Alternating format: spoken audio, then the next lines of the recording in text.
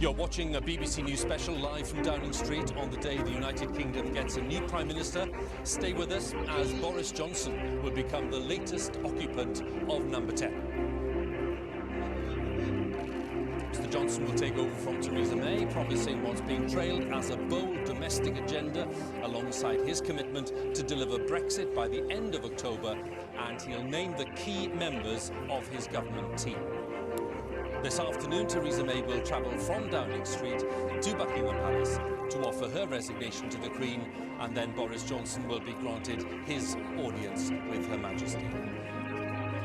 And then the new Prime Minister will make his way from the Palace to Downing Street, where he's expected to say a few words. The podium's in place, where he'll set out his government's agenda. Sometime after 3 o'clock this afternoon, the Queen will ask Boris Johnson to form a government in a tradition known as kissing hands. He'll become her 14th Prime Minister since Winston Churchill.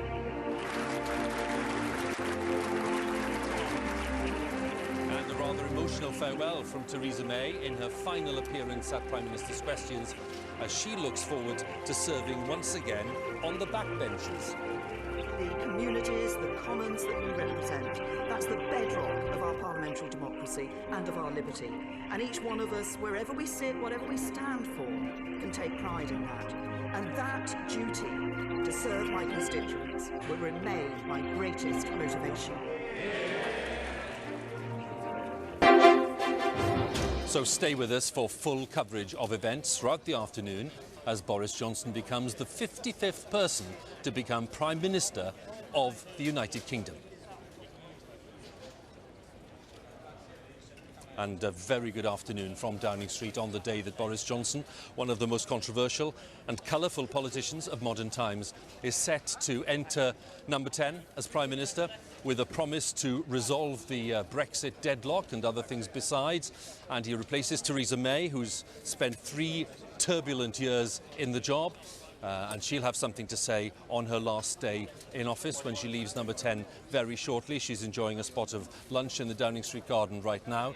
And after formally tendering her resignation to Her Majesty, Mrs May's duties will then be over, and Boris Johnson will, within minutes, take over when he accepts the Queen's invitation to form a government. We expect him to arrive here, well, we're guessing it's around 4 o'clock this afternoon. He'll no doubt say a few words, as his predecessors have done when they arrive, to set the tone for his premiership before he steps inside to meet the senior civil servants, the senior officials, and then he starts the real job of assembling his government. And with me throughout the afternoon is our chief political correspondent, Vicki Young. Vicki, we've got a long afternoon ahead of us, but with lots of events for us to cover. Let's first of all reflect on the significance and the milestone that we are recording today. Well, I mean, it doesn't feel that long ago that we stood here during the last transition from David Cameron after the referendum result. I mean, that was such a shock to everybody. And then his departure, Theresa May coming in here, you know, full of hope, making that speech full of hope, saying that she didn't want to be defined by Brexit. And it simply didn't happen. She wasn't able to deliver Brexit because of the splits in her own party mainly, but also the fact there's a hung parliament. And none of that has changed. And I think that's probably the most important thing to say, that yes, there is a change, not of administration in the sense that it's still a Conservative government, a change of Prime Minister, but actually with all the same challenges that Theresa May faced and which made her premiership so incredibly difficult. And I think for her, it's very hard to look back at any kind of legacy because people will say she had one thing that she had to achieve and she didn't do it. Before we talk a lot about what's ahead, and before we talk about the makeup of this new team, as much as we know so far, and the kind of tone that Boris Johnson will set, let's reflect a little more on Theresa May's departure and the kind of tone she set again at Prime Minister's Questions today, which was pretty combative. I mean, in the past we've had sessions of Prime Minister's Questions at the end of a premiership which have been far more, I think, is to say reflective and maybe even friendly. Today's was more like political business as usual in many ways. It was, and I think for two reasons. One, that reason that she hasn't been able to achieve what she wanted to. She clearly didn't want to leave at that time. It wasn't the time of her choosing, even though she, in a rather barbed way, said that she did accept her time was up and that Jeremy Corbyn should do the same. But I think so. One reason is that it's Brexit, it's the divided nature of the House of Commons, and really the acrimony that we've had over the last 3 years. You know, I've seen nothing like it. The total breakdown of discipline within the Tory Party and the Labour Party. Brexit has just cut across all party loyalty, and it's made it very difficult and will make it very difficult for anyone to lead. Secondly, I don't think there's much love lost or any genuine friendship between Jeremy Corbyn and Theresa May. They are very, very different people. They have very, very different views, and you could tell that today there really wasn't much friendliness between them. You see it when they walk at the state opening of Parliament. They don't have much to say to each other. So I think that has a lot to do with it. I mean, there were some other moments, of course. I think Jo Swinson, the new Liberal Democrat leader, there was some sisterly exchanges, which I think were more friendly. Harriet Harman, the mother of the House, the longest-serving MP, you know, paying tribute to someone who's been a female Prime Minister. And then Jo Swinson asking, what did Theresa May think about men who think they can do a better job without doing the work? And there was a thought that maybe Theresa May gave a little wink to Jo Swinson yes. When she talked about the fact that it was only Labour who have not had a female leader. We've already started to have some resignations. They started really yesterday, but some rather significant ones today. So bring us up to date on those. Yeah, I mean, I think, again, it's worth saying this is unusual. Not unusual that people do go when there's a reshuffle, but to say so openly, days in advance, I just cannot serve under this person. You know, it really is astounding. You know, I spoke to a female minister last week who just said, I just can't do it. I just cannot do it. I'm not going to do it. I will resign. And again, it is mainly because of Brexit and the idea that, you know, Boris Johnson might pursue as government policy a no-deal Brexit. There are some who just are not willing to go along with that. Now, of course, Team Boris Johnson will say they were going to be sacked anyway. So the Chancellor, Philip Hammond, you know, hasn't always had the best relationship with Theresa May. He has written his resignation letter talking about the achievements as he sees it, rebuilding the public finances, bringing borrowing down, you know, the incredible creation of jobs at a time when people said that wouldn't happen. So he would see that as his achievement. The big question, how will he behave on the backbenches? All these people leaving the cabinet now. Rory Stewart has resigned, David Gauke resigning too. How will they behave? Well, how far are they willing to go to stop Boris Johnson pursuing no deal if it comes to it? Now, David Gauke has said to me privately, also said publicly now, he wouldn't vote against a Tory Prime Minister in a vote of confidence. Actually, Philip Hammond hasn't ruled that out. And again, pretty astonishing that we are facing the possibility in the autumn that there could be, you know, senior Tory people on the backbenches who might even consider bringing down a Tory Prime Minister, and all that that entails, possibly ending up with Jeremy Corbyn in Downing Street. There's the scene, Vicky, where we just saw it's very sunny, it's very warm, and nobody'd be surprised if I say that. Downing Street is packed with the world's media, ready to see what Boris Johnson eventually has to say when he arrives a little later on. We'll talk a little bit about the process of going to the palace in a short while. What's the tone you expect him to strike? I mean, it's difficult, isn't it? Because he has this persona, this character, and, you know, looking back and, you know, putting together a piece yesterday about him, what you just don't know, and what really his advisors can't tell you is that just persona? Is it put on for the cameras, or is he like that all the time? Well, I can't imagine you can be like that all the time, because it would just be so presumably exhausting. But the way you look back at all the material there's been over the last few years as an MP, as Mayor of London, and, you know, whatever you think about his politics, I mean, it's amusing. You watch it, the way he behaves in front of the cameras. And I was on that so-called Boris bus. I mean, it got called the Boris bus during the referendum. I was on there for 3 weeks. You saw it around the country, going around and adoring fans, hundreds of them waiting to see him. I remember a couple who'd waited to see him. He had actually got off the bus earlier. They were so disappointed that they weren't going to see him. And that's what he brought to that referendum campaign. You know, he brought that, he energised it, and many people either blame him for the referendum result or love him for the referendum result. But they crucially think he was key to it. And it was presumably, I think, the most important decision he's ever made. Some people said he made it, of course, because he wanted to be a future Prime Minister. Vicki, we'll pause there for a second. What I'd like to do is just hop over to another part of Westminster where the Chief Secretary to the Treasury, the Conservative MP Liz Truss, who had her own leadership ambitions, of course, earlier on, but is now a big Boris Johnson backer, has joined us. Liz, thanks very much for joining us this afternoon. What do you expect, first of all, the kind of tone that Boris Johnson will set when he arrives here in a few hours' time? Well, it will be a positive, optimistic tone. First of all, about delivering Brexit on the 31st of October, which is a huge priority. We've been in a period of limbo. That limbo needs to end. But also, I think we can expect to hear more about his domestic pledges, boosting education funding, levelling up the country so that places like northern cities have the level of infrastructure, the opportunities that are here in London. When you think of that level of investment, clearly some people have concerns that if we leave the EU without a deal, the entire money equation will change and some of those promises will not be delivered. What's your perspective on that? Well, we're already spending on infrastructure at a 40-year high, and it's very important we prioritise that because that is what is going to lead to future growth. But there are also areas where we can boost and stimulate the economy. So, for example, cutting taxes and cutting red tape on business. We've got a very good record in terms of reducing unemployment, but we also need to boost economic growth. So there are a lot of things we can do here in Britain to make our economy more successful. Can I ask you on the viewers' behalf whether you'd share with us any discussions you may have had on the kind of role that you will play in this new government? I have no idea at all, Hugh. What I'm focused on is making sure that Boris has all the support he needs to deliver what is a massive agenda for the country. I'm keen to serve in any role he wants me to serve in. Would you like to stay at the Treasury? I honestly had no discussions with him. It's very much the Prime Minister's decision about how he gets the most out of people. What I would say, though, is we've got a hugely talented group of people who are ready to serve in government. I think we're all very excited by the prospect, first of all, of delivering Brexit, but also making the British economy a massive success. When we talk about, we focused so much on the Brexit challenge, not surprisingly, because it is such a momentous decision and a momentous process. How difficult will it be, do you think, to just make political room for other things on the agenda? You talk about the domestic agenda and all the rest of it, but given the scale of the Brexit challenge, isn't it extremely difficult to make more space for other things before that is settled? Well, we've got 100 days to deliver Brexit by the 31st of October. Of course, that will be a major priority for the government.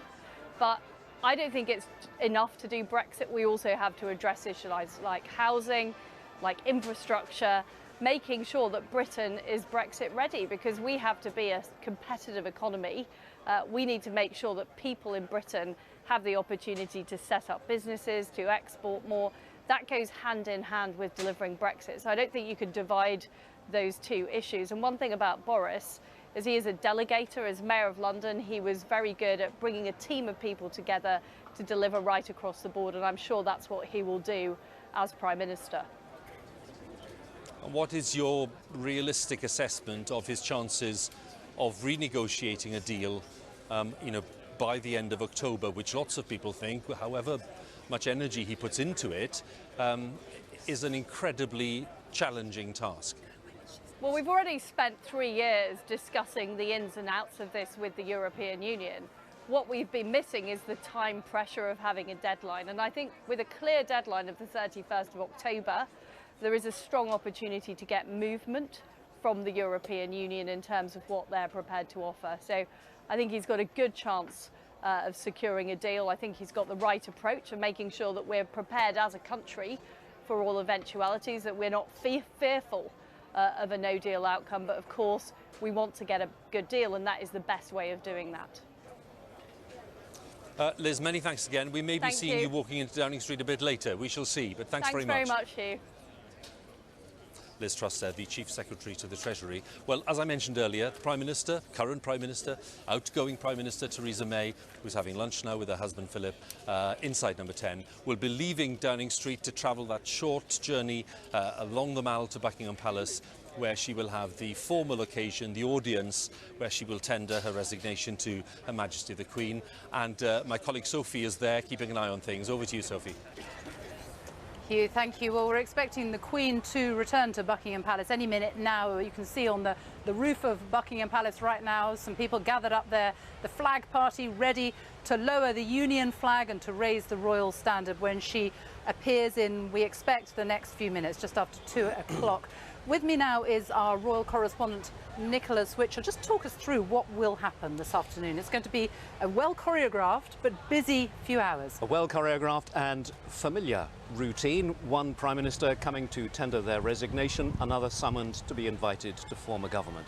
The Queen, as you say, en route from Windsor at the moment. Now, ordinarily, she would have gone up to Balmoral last week to begin her summer break, but she postponed that. She's remained in the south precisely because, of course, it is a moment of such political significance, the transition from one Prime Minister to another, and the only person who can invite someone to form a government is the head of state, the Queen. So the flag over the palace is still the Union flag, so she's not there yet, but she will be there quite shortly. There are some Range Rovers I see moving through the private entrance to her quarters, but I think that's probably not her. But then, I suppose in about an hour or so, we don't have precise times, Theresa May will make this familiar journey that she's made, of course, every week for the Prime Ministerial audience with the Queen every Wednesday evening. But for the final occasion that she will do that, excuse me, as Prime Minister, and she will come in and she will tender her resignation. And I'm sure it will be quite a reflective conversation with the Queen. They will do the formal business, the tendering of the resignation, just Theresa May and Monarch. But then the Queen will invite Mr. May to join them and they'll have a cup of tea. And I'm sure that they will look back and reflect. And I'm sure that the Queen, the flag, the Union flag has gone down, so that I guess that was the Queen going in that we just caught sight of. The royal standard is about to be raised. So she's back in her private quarters, and it will be in the private audience room in her private quarters where these audiences take place. And then Theresa May will leave. She will leave, we think, in a different car. She arrives in her prime ministerial vehicle. She will leave and travel off to Berkshire in a different car. And very shortly afterwards, I mean, with David Cameron and Theresa May, the gap was just 30 seconds. Well, they almost bumped into each other. I remember we were standing in this precise spot 3 years and 11 days ago. And so, yes, Boris Johnson will arrive in a non-prime ministerial vehicle. There goes the royal standard going up as we speak. And he will be invited in just himself. He will be unaccompanied for this audience. He will go into the private audience room and the Queen will invite him to form an administration. And that is, as we mentioned earlier, purely on the basis that he is the person who can command the confidence of the House of Commons. That is the only thing that counts when a British Prime Minister is being chosen. And they will then have a conversation. I think when Theresa May was invited to form a government, it was about half an hour or so. There's quite a bit to talk about because it will be the last meaningful occasion that the Queen will see her new Prime Minister until he's invited up to Balmoral, perhaps towards the end of September. Nick, for now, you will be with us throughout the afternoon, but for now, thank you. Well, Hugh, the scene is set. The Queen has arrived back here at Buckingham Palace. Back to you. Sophie, many thanks. We'll be back straight away, of course, when there's more activity there. Sophie and our royal correspondent, Nicholas Witchell. Let's pop over to another part of Westminster where our political editor, Laura Kuenssberg, is waiting for us. Laura, we mentioned a few of the resignations, and we're having some more social media contributions, not least, I noticed, from former Prime Minister David Cameron today. Yes, he has in the last few minutes online congratulated Boris Johnson, wished him well and said that paid tribute to the officials who work behind the shiny black door as some of the most talented that are out there, who will be there to serve him and help him through what is, you know, unquestionably a moment of great political anxiety for the country. So much is uncertain. And also, even before he's moved in, a moment of great political peril for the man who's about to become the Prime Minister. You know, it was interesting listening to Nick Witchell there chatting to Sophie at the Palace, saying that for a monarch, the only thing that matters is whether a Prime Minister can command a majority in the House of Commons. Well, today we can say that Boris Johnson probably does, but only just. And with some of those ministers who are resigning today, the Chancellor, Philip Hammond, David Gauke making it official, the Justice Secretary, Rory Stewart, the International Development Trade Secretary, we are going to see new rebels in the House of Commons who may well be wishing Boris Johnson and the Conservative Party well, but who will not be afraid at all of speaking out if he does what he says he's prepared to do and fails to get a deal with the EU and then decides, therefore, to leave the Union without there being a formal arrangement in place. High stakes. Very high stakes, Laura, as you say, and lots of this now depends on the kind of team that Mr Johnson will assemble, not just in terms of ministerial posts, but in terms of those posts in terms of advisors and all the rest of it. Now, given what we've learned so far, with nothing formally announced, what do you make of all that? Well, I always kind of think that when a Prime Minister puts a cabinet together, it's a bit like they are putting together the index of the book that they want to write about their time in office. It tells us an enormous amount of what they want to try to do, what they think is important, and also the kind of impression they want to give to the country. So the bit that Boris Johnson's team today have been very proud and open and want to talk about is they've committed to having more ethnic minority ministers than ever before, more women in full posts in cabinet than ever before. But they're also raising eyebrows already before he's even been to the palace. Particularly, Westminster has gone crazy this morning with the appointment of Dominic Cummings. Now, our viewers might remember he was the chief of the Vote Leave campaign. Controversial, not just because he's somebody who is willing to offend people, willing to behave quite radically if it gets between him and the goal that he's trying to achieve, but also because Vote Leave were found to have broken electoral law of spending during the referendum campaign. So for some people, the idea of sending Dominic Cummings into number 10 is an absolute anathema, and there are a lot of Conservative eyebrows being raised about it this morning. On the contrary, though, some others see it as, well, look, this is Boris Johnson's determination to try to get things done, in particular to try to stick to that Halloween deadline, by which point we will leave the European Union, do or die. In terms of the cabinet, though, I think we'll see Boris Johnson trying to show a balance across the Conservative Party, but big name jobs are going to go to Brexiteers. Perhaps Dominic Raab, the former Brexit secretary, could be bumped up to Foreign Secretary. A big promotion that would be for him. Priti Patel, we know, is coming back, the Brexiteer, outspoken Brexiteer. A lot of suggestions today that she might become the Home Secretary. Again, that would be a very significant promotion for someone with her experience. But I think still the role of Jeremy Hunt, who's been in the cabinet for nearly a decade, is unresolved. There's something of a standoff between the two men. Boris Johnson wants him to stay in cabinet, but he wants to move him out of the Foreign Office. As I understand it right now, Jeremy Hunt is still saying no. What would be the consequences of somebody like Mr Hunt joining people like Mr Hammond, Mr Gauke and others on the backbenches? Well, I think they're very different characters. So, you know, on the one hand, there are Conservatives I've been talking to this morning, members of the cabinet, some who hope to stay on, who believe moving Jeremy Hunt out would send a bad signal about Boris Johnson's commitment to party unity. The flip side of all of that, of course, is that if he tried to move him, that's become public, and then actually Jeremy Hunt managed to argue him into staying in his job, that looks a bit weak. So I think, as I understand it, Boris Johnson is pretty determined to be resolute on this one. And Jeremy Hunt also is, and I think would be on the backbenches, an inscrutably loyal MP. So I don't necessarily think that he might be one of the new rebels taking their seats on the backbenches.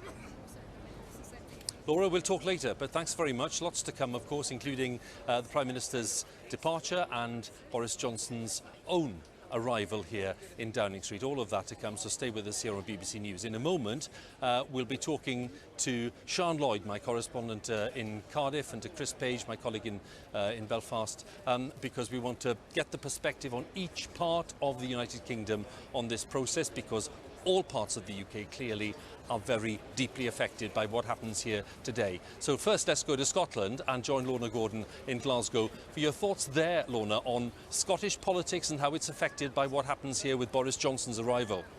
Yeah, Hugh, I think it's fair to say that Boris Johnson is alert to the challenges when it comes to Scotland. He has already said that when he assumes the title of Prime Minister, he will also add alongside that of Minister for the Union. But I really think the response here in Scotland has been fairly muted at best to the fact that he won that Conservative Leadership Party contest yesterday.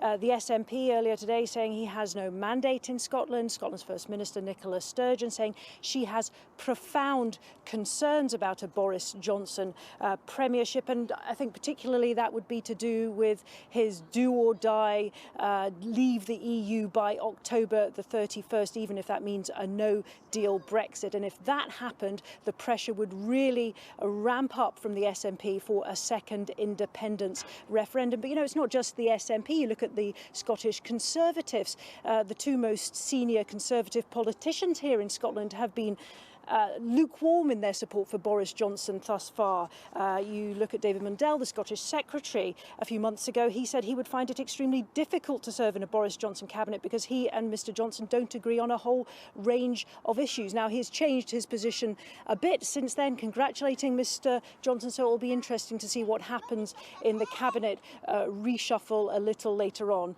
Most people think it's hard to see who would replace David Mundell at the current time. And then there's Ruth Davidson, the leader of the Scottish Conservatives. She's not a fan either. She didn't vote for him. She did congratulate him, but she said judge him on his actions. And she said Mr Johnson faces an enormous task as Prime Minister at an incredibly challenging time because of Brexit, yes, but also because of Scotland, in particular if there is a no-deal Brexit. Well, that is the situation here in Scotland. For more on Northern Ireland, our colleague Chris Page is at Stormont.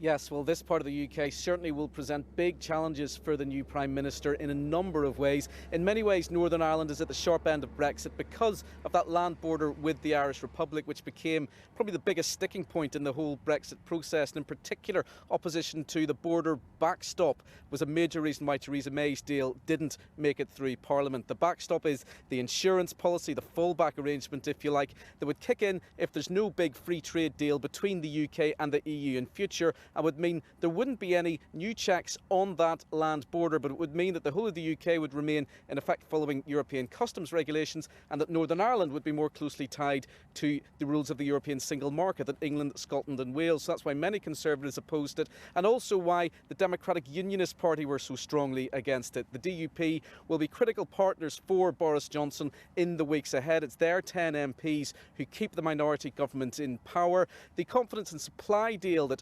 underpins the DUP's support for the Conservative Party was up for renewal anyway. Whether or not there was going to be a new Prime Minister, there were always going to be new negotiations this summer to renew that deal. So the DUP very much preparing for those discussions with Mr Johnson. They've said that their priorities will be, firstly and most importantly for the DUP, securing Northern Ireland's place within the Union. Secondly, delivering Brexit, the DUP having always been in favour of the UK's exit from the European Union. And thirdly, restoring devolved government here at Stormont. There's been no power-sharing executive here for 2.5 years since the always uneasy power-sharing coalition between the DUP and Sinn Féin collapsed. Sinn Féin have given a pretty hostile reception of Mr Johnson so far, accusing him of pursuing a catastrophic and reckless no-deal Brexit agenda. So that's the view from Stormont. Let's go over to Cardiff and my colleague Shan Lloyd.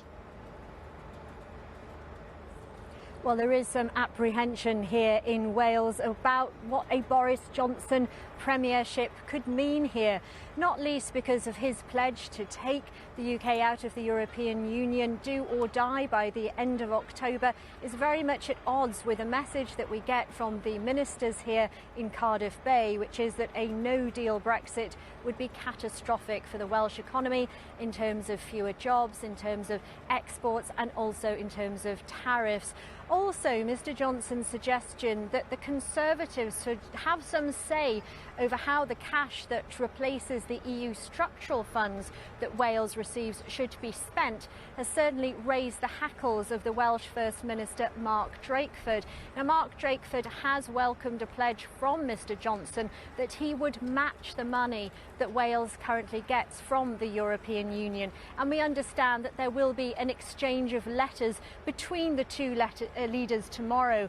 Now, the leader of Plaid Cymru, the Nationalist Party here in Wales, has already written to Boris Johnson, and Adam Price has said that he will be the most irresponsible Prime Minister in a generation if he enables no deal.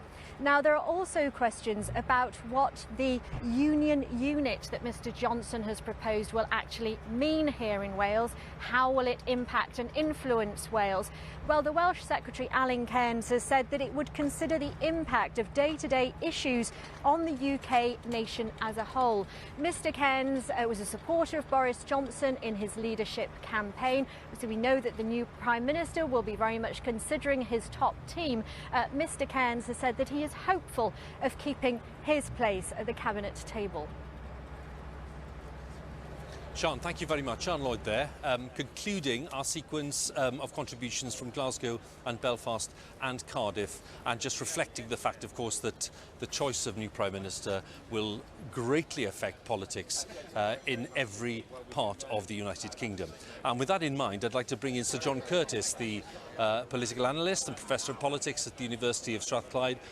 John, good to have you with us. Good afternoon. Just wondering, first of all, what would you say to viewers about the significance politically and constitutionally of what we're witnessing this afternoon? Well, what we're witnessing this afternoon, in a sense, is the resignation of a Prime Minister who, in the end, proved unable to achieve the principal raison d'etre of her government. And although nobody inside the Conservative Party in the end cast a vote of no confidence against her, she never lost a formal vote inside her party. In the end, she had to read the runes. She had to realise that her authority of Prime Minister had basically dissipated, and therefore she had to stand aside. So she's now being replaced by somebody who has got a different background on the issue that's been central to our politics in the last 3 years, that is Brexit.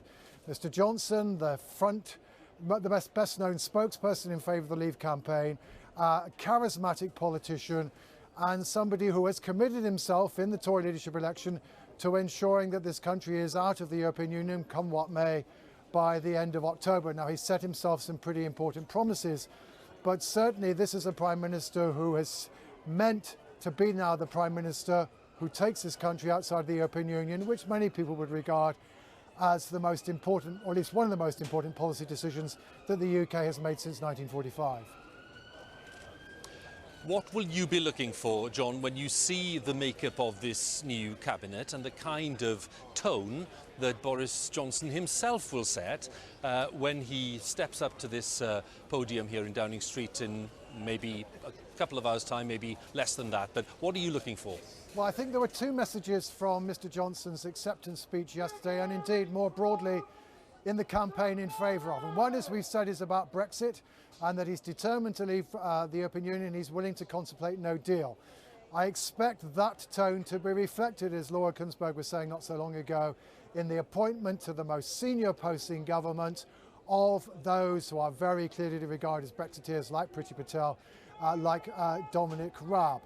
But the second message he's had is very much Boris Johnson, the centrist politician, on domestic politics, and therefore to what extent will he retain in his cabinet people like Amber Rudd with important responsibilities for domestic policy, and thereby at least create the possibility of having a relatively broad brush cabinet that stretches across the span of both the left and the right of the Conservative Party if and when Brexit is over. So he's got these two agendas, and he's got a rather different balancing act for two of them. In one case, he's got to make it clear that it's Leavers who are in charge, but on the other, he's got to open up the prospect of a Conservative government that perhaps is operating from the centre of the political spectrum rather than from the extremes. John, we'll talk to you later again. Thanks very much. I'm going to stop there because I'm told that we've not got long to wait here in Downing Street, a matter of minutes before Theresa May leaves number 10 for the last time as Prime Minister and makes her way to Buckingham Palace for that audience with the Queen, where she will formally tender her resignation. So not long to wait. It's nearly 2:20 here, and Vicki Young is still with me, our chief political correspondent. So Vicki, this is the moment where, after Prime Minister's questions, well, we've got a little bit of a statement about the Prime Minister's own thoughts on her last 3 years, which have been turbulent and challenging and very difficult, and I would have thought emotionally draining as well. This is really the final opportunity to set the message at the end of the premiership. Yeah, and I think it's going to be interesting about whether she just looks back or whether actually she may even have advice for her successor, because of course it feels like she's made one of her last speeches from here, that one where she, broke down in tears really at the end, saying that she had felt privileged to have served the country she loved. It was very emotional. It'll be interesting to see if we get that today. What we know, she's had lunch in the garden with Philip, her husband, in the garden of Downing Street just behind here, and then it's speaking to staff. They normally come out and stand around to say farewell, because of course for some of them it's the end of their jobs here as well, those political appointments. We've been hearing already about some of the people Boris Johnson is going to be in. So there is a big shift, not as much as if it's a new government with a new party in charge, but still it will be that moment. So I think she will have to obviously think about her legacy, but as we were saying earlier, it's very hard because she came in and had to deal with Brexit. Her job, as she wanted it to be, was to deliver Brexit, and she failed. Now, she will say she hasn't failed because of anything she's done necessarily, because, of course, people just didn't vote for her deal. But there are people very critical of the way she approached it, that just by saying Brexit means Brexit, of course, calling that general election, that really was the worst mistake. And by calling the election, of course, for many people, that was the issue which weakened the entire thing. Yeah, because I think obviously she was hoping to get a resounding majority in the House of Commons, which would have helped her get through her whatever she wanted to do, whatever kind of Brexit that would be. I mean, no one really knew for sure what kind of Brexit it was that she necessarily wanted. But of course, by losing the majority, having to go into an agreement with the DUP, and it just brought so many problems for her, which haven't gone away. And since then, the majority's got even smaller. I think we're in a position now of a working majority of 2. Yeah. That's with the DUP, if you can assume that they're still going to be on side. Who knows what might happen in by-elections and all the rest of it. It is not really a particularly optimistic prospect for a new Prime Minister coming in and having to deal with that. And when we talk about Boris Johnson wanting to do other things, as Theresa May wanted to do, it proves very, very difficult. Brexit has been all-consuming.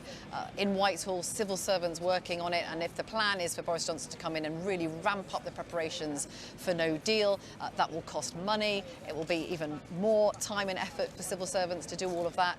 It's finding the space to do other things. But I think his team want to, because they know that that's how he can get a different message across. Because actually he's talked about trying to sort out social care, something we have talked about for over 10 years, has not been grasped by any government of any colour. They talk about doing it. Expensive. Hugely expensive, very controversial. Again, can you get that through the House of Commons? We can see now the aides of Theresa May coming out, preparing the lectern there where she will come and speak. So addressing the nation as the last time as Prime Minister, and then she will just walk down to her car, and quite often people do that with their family. I don't know if Philip will be by her side, but certainly the staff and others come out. Because there is the tradition of, certainly the officials, including the civil servants, lining that corridor inside number 10 to say goodbye, as they will say hello and welcome to the new Prime Minister. And as you say, some of them will indeed, some of the more political appointments as well, will be in the street. There'll be some faces in the windows as well, won't there? Yeah, just to see, because it's an historic moment. Yeah, it always is, and yes, there've been more of these moments lately, having had 2 very long-serving Prime Ministers with Margaret Thatcher and Tony Blair. It didn't happen very often, but of course the churn has been a bit more frequent recently. And then, of course, the going off to see the Queen, those moments where we do not have a Prime Minister. We never quite know how long that's for. It's normally just minutes or maybe a half an hour.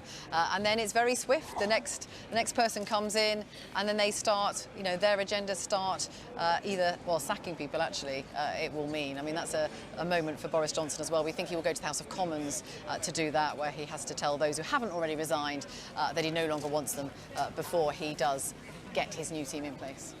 Well, my sense is that we should, I think, be within seconds of the Prime Minister coming out to give her final address here to the media. And while that happens, just need to think maybe what Theresa May will be thinking herself when she steps out for the last time to see the world's media here, all the flashbulbs. Just 3 years ago since she came in to see a similar scene, and now in dramatically different circumstances. Yeah, and I think we know from what she said that it's with regret that she is leaving at this point after 3 years, when she didn't want to. She didn't feel she had achieved what she wanted. I think she personally still believes that her deal is the best way forward, that it reflects a pretty tight referendum result. It was the only thing that would maybe get through a hung parliament, and of course it just wasn't to be. And the critics say, even those on her own side, look, from the beginning you were going to have to bring Labour MPs alongside with you because you were never going to satisfy Jacob Rees-Mogg and those on that side of the party. They were never going to go for the kind of deal that she wanted, which is effectively a compromise. And what has been so interesting has been the division within the Brexiteer MPs, if you like, those like Michael Gove who decided, yes, that deal was the right way to go. It wasn't perfect, but it was better than no Brexit at all. And some will say, well, he's kind of been proved right. We haven't had Brexit. It has been delayed. People still don't know whether it's going to happen or not at the end of October, despite what Boris Johnson says. I think we can hear cheers, actually. Did you hear cheers there through the window? Maybe I'm imagining it. Just a few, and I suspect we're within seconds. One other point which is worth picking up on now and maybe later is that Mrs May really will be someone who will put a contribution on the backbenches, unlike some previous Prime Ministers. I mean, it's very difficult, isn't it, that position of having been a Prime Minister. What do you then do? David Cameron initially said he was going to stay as an MP. I think sat through one Prime Minister's questions and just thought, I cannot do this. It's just too difficult. And has, gone off, obviously making some money, making speeches, trying to write a book. But Theresa May has said that she will actually stay on the backbenches. Now, is she going to be the kind of Prime Minister who makes things very, very difficult for her successor? I'm not sure she will. It's not really her style. On the other hand, she believes in her deal. She believes in her Brexit compromise. We've got the staff coming out now behind us. You can see them there. People like Robbie Gibb, who was her Director of Communications, other members of staff, the backroom people that we see, but the public don't very often. And as I say, many of those will be moving on immediately. They leave with her, and some of her MPs there, and some of her very closest friends and advisors who've been with her a very long time. And also worth remembering, from Theresa May's point of view, having been a cabinet minister for 9 years. That's right. And lots of ministers talk about getting back into real life, even the tiniest things like they haven't had access to their own computer.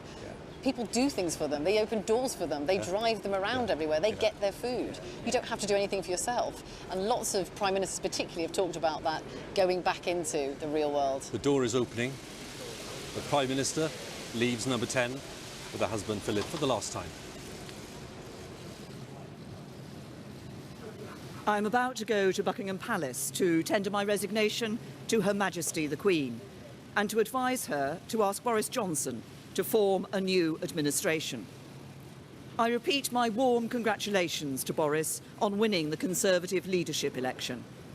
I wish him and the government he will lead every good fortune in the months and years ahead. Their successes will be our country's successes, and I hope that they will be many. Their achievements will build on the work of nearly a decade of Conservative or Conservative-led government. During that time, our economy has been restored, our public services reformed, and our values defended on the world stage. Of course, much remains to be done. The immediate priority being to complete our exit from the European Union in a way that works for the whole United Kingdom. With success in that task can come a new beginning for our country, a national renewal that can move us beyond the current impasse into the bright future the British people deserve. To serve as Prime Minister of the United Kingdom is the greatest honour. The heavy responsibilities are outweighed by the huge potential to serve your country. But you achieve nothing alone. And as I leave Downing Street, my final words are of sincere thanks.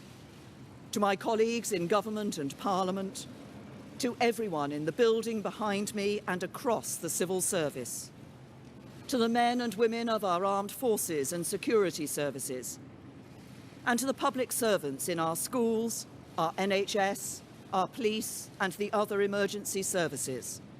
All are inspired by the noble wish to serve their country in the national interest. I also want to thank the British people, everyone who loves our great country, who works hard for their family and wants their children and grandchildren to enjoy greater opportunity than they did. Thank you for putting your faith in me and giving me the chance to serve. This is a country of aspiration and opportunity. And I hope that every young girl who has seen a woman Prime Minister now knows for sure that there are no limits to what they can achieve.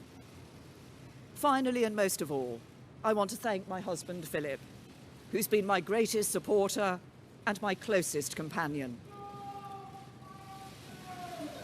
That wasn't me. I think the answer to that is I think not. I'm about to leave Downing Street, but I'm proud to continue as the Member of Parliament for Maidenhead. I will continue to do all I can to serve the national interest and play my part in making our United Kingdom a great country with a great future, a country that truly works for everyone.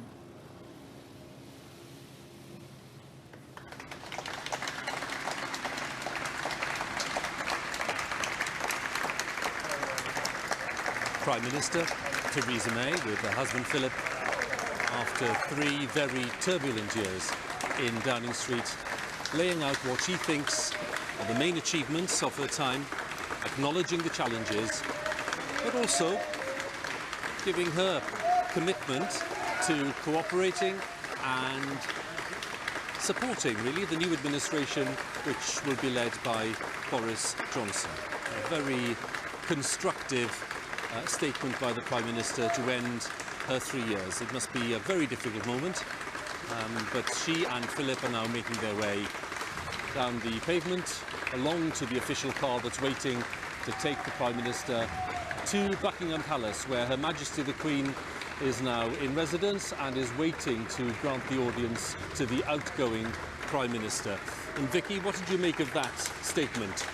I mean, I thought it was interesting, as you say, talking about the future and about the challenges that will be ahead and suggesting that she, of course, will be supportive, as supportive as she can. I think also interesting when she talked about as being a female Prime Minister is something that really is important to her. So many of her colleagues have said to me that she really felt the responsibility as a woman of setting an example, of showing young girls that there are no limits to what you can achieve. She really, really did feel that, and actually her push for equality, the work she's done over the years, again, many of her friends point to, it's because of her that people like Amber Rudd have gone into politics. She has been a driving force behind encouraging other women to become Conservative MPs, and that has been a theme, I think, of her premiership, and something that she will look back at, I think, and feel very proud about.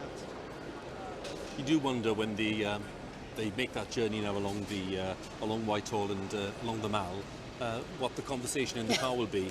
She'll probably be talking about the Brexit protester who'll be over the last few years. Who does shout at times, and that was a rather funny moment there where we heard him shouting "Stop Brexit," and That's she said, right. I think not, she said, yeah. Even though up to a point that's what's happened, it's certainly delayed Brexit. So, we are in a position where the outgoing Prime Minister is on her way to the palace, and as soon as that audience happens, who knows how long that'll take, because I think the Queen will want to have a fairly relaxed conversation with Mrs May. It is to mark the end of a 3-year premiership. It's not something that you will hurry, and no doubt she will want the Prime Minister's maybe frank assessment of what's gone on over the 3 years that she's been in power. That frankness is something that the Queen appreciates, so that audience will take place next. And then it's carefully choreographed. We will then have Boris Johnson being driven to the palace to arrive there within minutes of Mrs May's departure. So that audience will then take place. And as Nicholas Witchell was suggesting earlier on, That'll be an important audience, not least because he's the new Prime Minister, but because it'll probably be the only chance to have a significant exchange before the traditional Prime Ministerial visit to Balmoral over the summer. And that's the order of events, if you like. Now, my colleague Sophie is at Buckingham Palace, and let's join Sophie now to tell us what's going on there. Well, the first of the police outriders arriving here at Buckingham Palace, halting the traffic. We can see Theresa May's car arriving, about to sweep around the Victoria Memorial before it enters through the gates of Buckingham Palace. Small crowds here who have gathered in the last 10 or 15 minutes. Some people have actually come up and asked us what was happening today. A British woman who wanted to know if it was something important or if it was always like this on a day in central London. But there you are, the Prime Minister's car going into the gates of Buckingham Palace, where she will sweep across the forecourt and then pass through the central arch before she is driven into the inner quadrangle of the palace and met by the Queen's private secretary ahead of her private audience with the Queen. We don't know how long that will take this afternoon. When David Cameron came here to resign just 3 years ago, he was in there for a good 30 minutes or so. Theresa May equally could spend as long with Her Majesty this afternoon. They're the car sweeping up to the King's entrance, where the Queen's private secretary will be waiting. So Nick Witchell, our royal correspondent, is with me. Just explain what will happen now. So all the paraphernalia of moving a Prime Minister, an outgoing Prime Minister, 3 years and 11 days. There, Theresa May greeted by the Queen's equerry. Mr May, also there's Sir Edward Young, the Queen's private secretary, who will escort the Prime Minister up one flight of stairs. Lady Susan Hussey, the Queen's senior lady-in-waiting, also greeting the two of them, taking them inside. Cheers and applause as she arrived there. Yes, absolutely. Well, of course, very polite tourists here, cheering any significant arrivals like that. But now, the Prime Minister, Theresa May, as she still is, will be being taken up one flight of stairs to the Queen's private audience room, the room in which she will have had all her weekly audiences with the Queen. And in that room, just her and the Queen, just the two of them, they will do the formal business. Theresa May will submit her resignation, and then the Queen will invite Mr May to join them, and they will, as Hugh was saying, have, I'm sure, a relaxed but informed, given the gravity of the political situation, about what is going to happen now. It clearly is not necessary for the Queen to take the advice of the outgoing Prime Minister as to who should be summoned to form the next administration. That's all been sorted out. It is possible that the outgoing Prime Minister can, if asked, offer a view on that, but it won't be necessary on this occasion. And, well, we just wait now. It could, as you say, be half an hour or so. They have a lot to talk about, a lot to reflect on.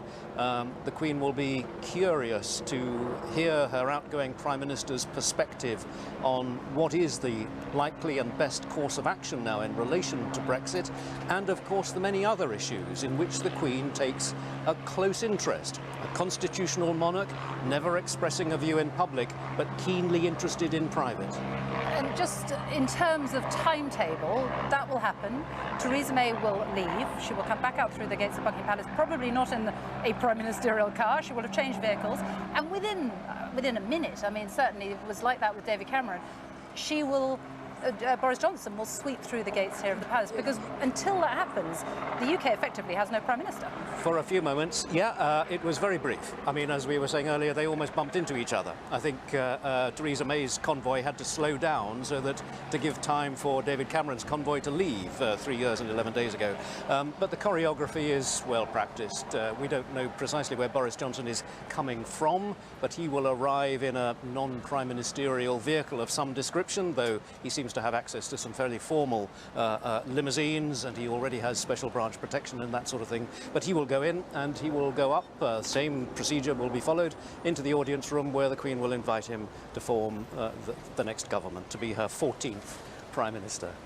Now, I'm joined also here by Charles Anson, who you were the former press secretary of the Queen in the 1990s. You also worked in the press office in Downing Street under James Callaghan and then Margaret Thatcher briefly. You, more than any of us here, have a very good idea of what will be going on right now inside the palace. Well, I think there is a great contrast between the modalities of transfer of power, where the procedures are pretty straightforward. But it is a very big day for an outgoing Prime Minister. It's a watershed of a political career. And obviously for the incoming Prime Minister, the future lies ahead and the problems lie ahead. So it's an interesting mixture, I think, of formalities, but also a very emotional moment. Theresa May would have said goodbye to all her 100 staff in Number 10. It's a very small office, Number 10, compared to, say, the White House or the French presidency. So she would have gone and said goodbye to everybody. And that I remember from when Jim Callaghan left in 1979 was an emotional moment for him and Audrey, his wife, but also for those who'd worked for them. And of course a lot of those staff will then go on to work for Boris Johnson. So there's a seamless transfer in that way.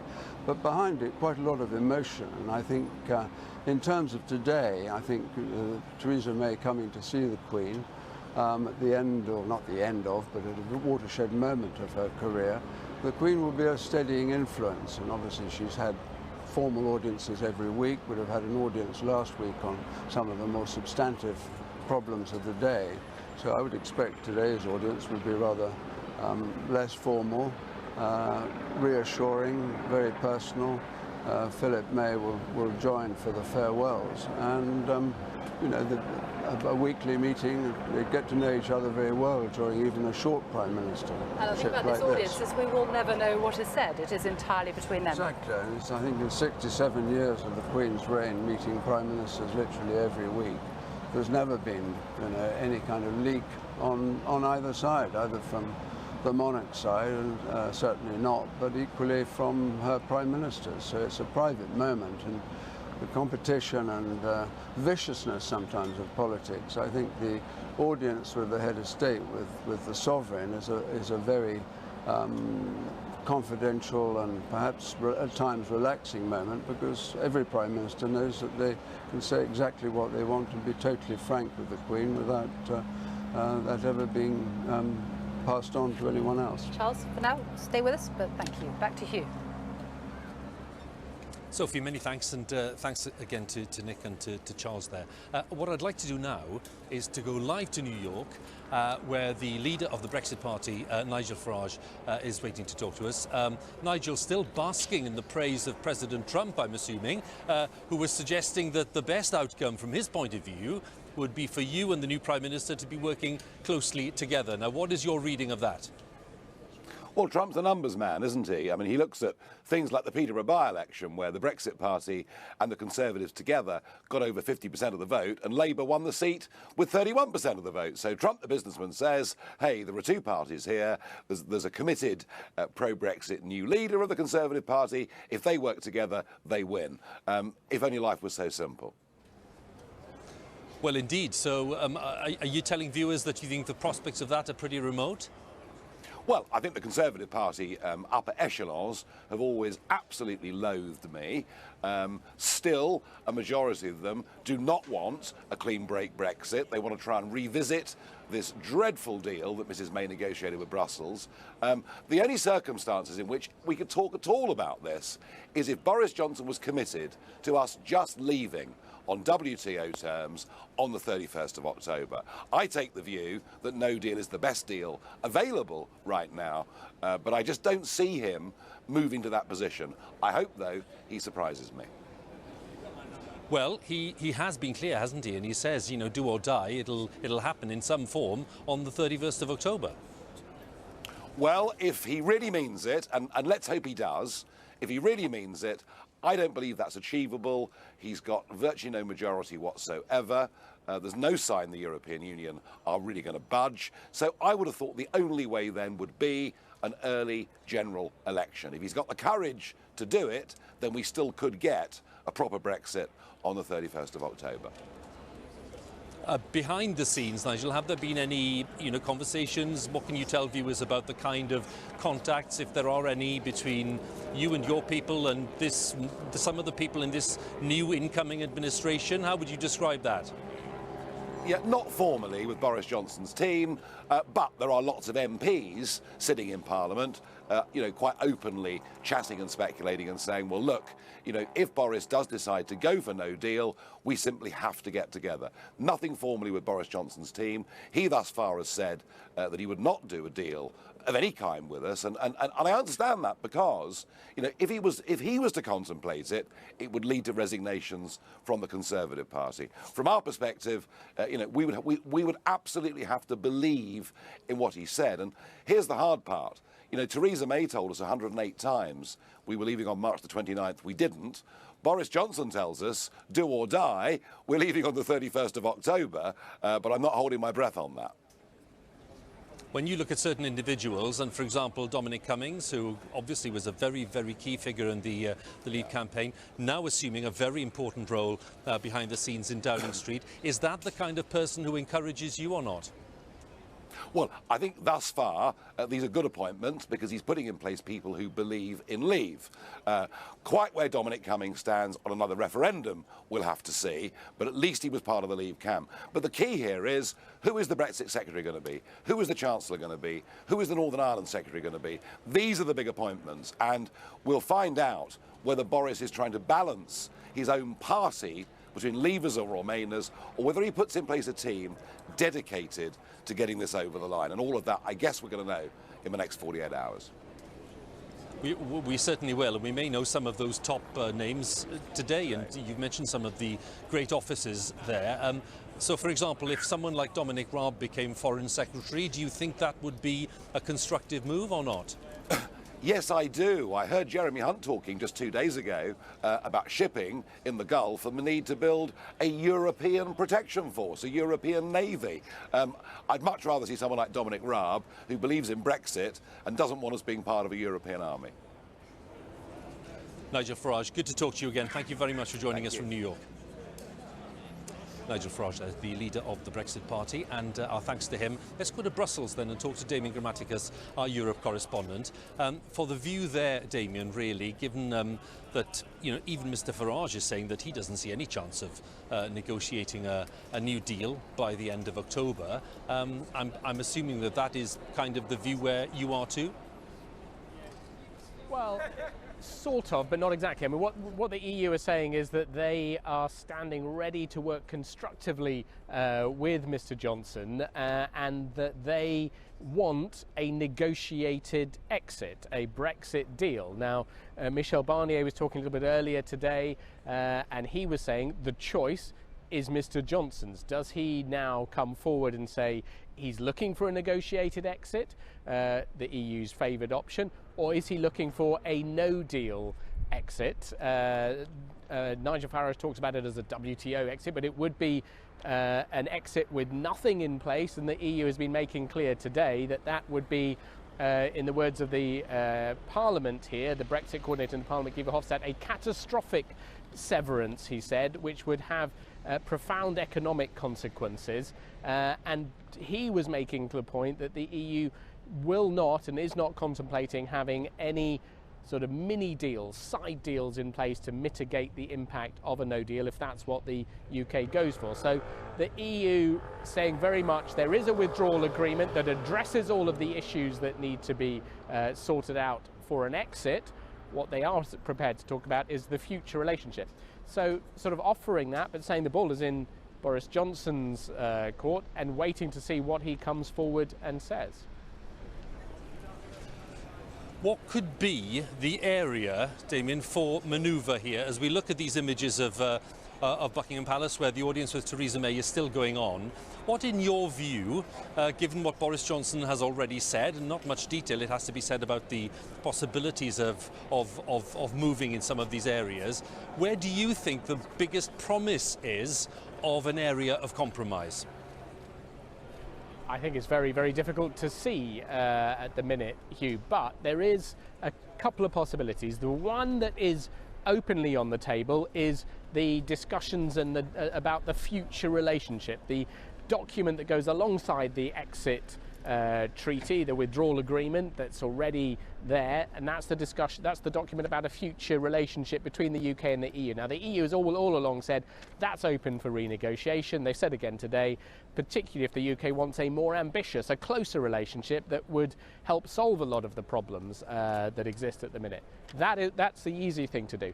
One other area where there might be room for manoeuvre is the EU has signalled in the past that the design of that Irish backstop to keep the border open, it was done in a way that Theresa May asked for to cover the whole of the UK. The EU originally suggested something where just Northern Ireland would sit aligned with EU rules. Now, I think they'd be quite open to reverting to that. The problem with that is politically in the UK, in Parliament, that is anathema to the DUP, in Parliament, very difficult for Boris Johnson to approach that sort of idea. But other than that, very, very hard to see, because the EU is making clear that those fundamental aspects of the withdrawal agreement that deal with keeping the border open, the UK's financial obligations to the EU and the rights of citizens, those must be addressed as they are now. There cannot be any changes that would do away with any of that. And that's been the EU's position from the very beginning throughout this whole negotiation. And it's really difficult to see that the EU would row back from that now, having maintained that position throughout. Final question on personalities, Damien, if I can, because of course, you know, lots of the senior people we're talking about here in Brussels, in the Commission and elsewhere, they're familiar with Mr. Johnson after his role as Foreign Secretary. So just talk us through the dynamics of the personalities here and whether that is going to be a helpful or an unhelpful factor in these negotiations. Well, it's very difficult to say how that will play out. Now, Mr. Johnson is a known quantity here as Foreign Secretary and in his longer sort of prehistory as a journalist here in Brussels. I have to say that leads to scepticism amongst many here from their dealings with him in those roles. They are unsure, I think, of quite how they will be able to deal with him and what sort of an interlocutor he will be. They're looking for someone who's sort of pragmatic, who can sit across the other side of the table to try to reach this deal, or to get this deal through. And I'm not sure that they feel at the minute they see that in Mr. Johnson. That's why they want to see what he comes out and says. And remember, with Theresa May, we went through a similar process. When she assumed the role of Prime Minister, she was welcomed by the EU. They said they wanted to work constructively with her. They waited, she set out her red lines, and those focused the sort of path that the negotiations then went down. Similarly, the EU is sitting back, waiting, saying, what choice is Boris Johnson going to make? Is he going to choose no deal or try to get a deal through? And those red lines that he is setting, and he's already set some in his campaign, will help determine a lot, I think, the nature of the relationship, the interaction here. Damien, for now, thanks very much. Damien Grammaticus there, our correspondent in Brussels, with the perspective there from the European Union and what the senior officials there at the Commission are thinking of today's events here in central London, in Downing Street, where we have a change of Prime Minister. We've already seen the departure of Theresa May, and we're expecting the arrival a little later of the new Prime Minister and new Conservative leader, Boris Johnson. Before we take another look at what's going on at Buckingham Palace, where Mrs May is still having that audience with the Queen, I'd like to bring in the Scottish National Party's leader at Westminster, Ian Blackford, because of course a very key and powerful grouping at Westminster for the SNP. And Ian, thanks very much for joining us. What's your perspective on this change of power today? Well, it's a very significant day. I mean, I understand for the Prime Minister how she must be feeling, the emotions of this. She is someone who has been devoted to public service. So I think all of us wish her all the best. I and others have had very sharp political differences with her.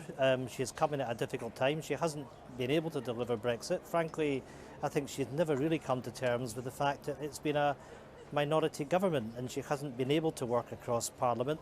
There are fractures, there are divisions in society that we all need to recognise and have to try and heal. And I think one of the things, Hugh, unfortunately, is that she has never really recognised the importance of the devolved administrations, whether that be in Edinburgh and Cardiff, and we need to try and recognise where we are, but where we go forward. And I have to say I'm very worried about the new Prime Minister and what he has said, that we're leaving the European Union do or die on the 31st of October. He was asked last week what the impact of a no-deal Brexit was, and he couldn't answer the question. And I think it's clear to a majority of MPs in the House of Commons that a no-deal Brexit is going to harm our communities. It's going to lead to job losses, perhaps lead to a recession in the UK. And the one thing I want to do with others is do what we can to make sure that we stop that no deal. And there's a massive responsibility on us to seize control of the agenda in Parliament to make sure we can strike out no deal as a default option. And that's what I'll be focusing on. But quite clearly I'll be saying that Boris Johnson doesn't have a mandate from Parliament, certainly doesn't have a mandate from the people of Scotland. And I think in my own country people are looking on at what is the chaos of this place. And I think ultimately the people of Scotland will face that decision as to whether they wish to be an independent country or carry on with what is the chaos that we have down here. What are the options, do you think? What is the likelihood that he's going to be able to come back with something noticeably different from Brussels after some negotiations there, or are you just assuming that that's just not going to work out for him? No, it's not going to happen. I think the European Union have been very resolute that they will be sticking to the withdrawal agreement that they have. Of course, there is scope for negotiations around the future relationship, the political agreement, but that isn't going to satisfy the rebels on the Tory side, apart from anything else. Those in the ERG, the backstop will remain in place because it's there as part of the peace treaty, as part of the Good Friday Agreement. I cannot see how Boris Johnson is going to satisfy the different wings in his own party, never mind anywhere else. So I think, will we still be in Europe at the end of October? I would suggest that we would be. Will Parliament legislate to take no deal off the table? I believe that we will. So I'm afraid this whole situation is going to run on for quite a considerable period of time yet. The arithmetic in the House of Commons in terms of delivering a no-deal Brexit is something which is not going to work for Boris.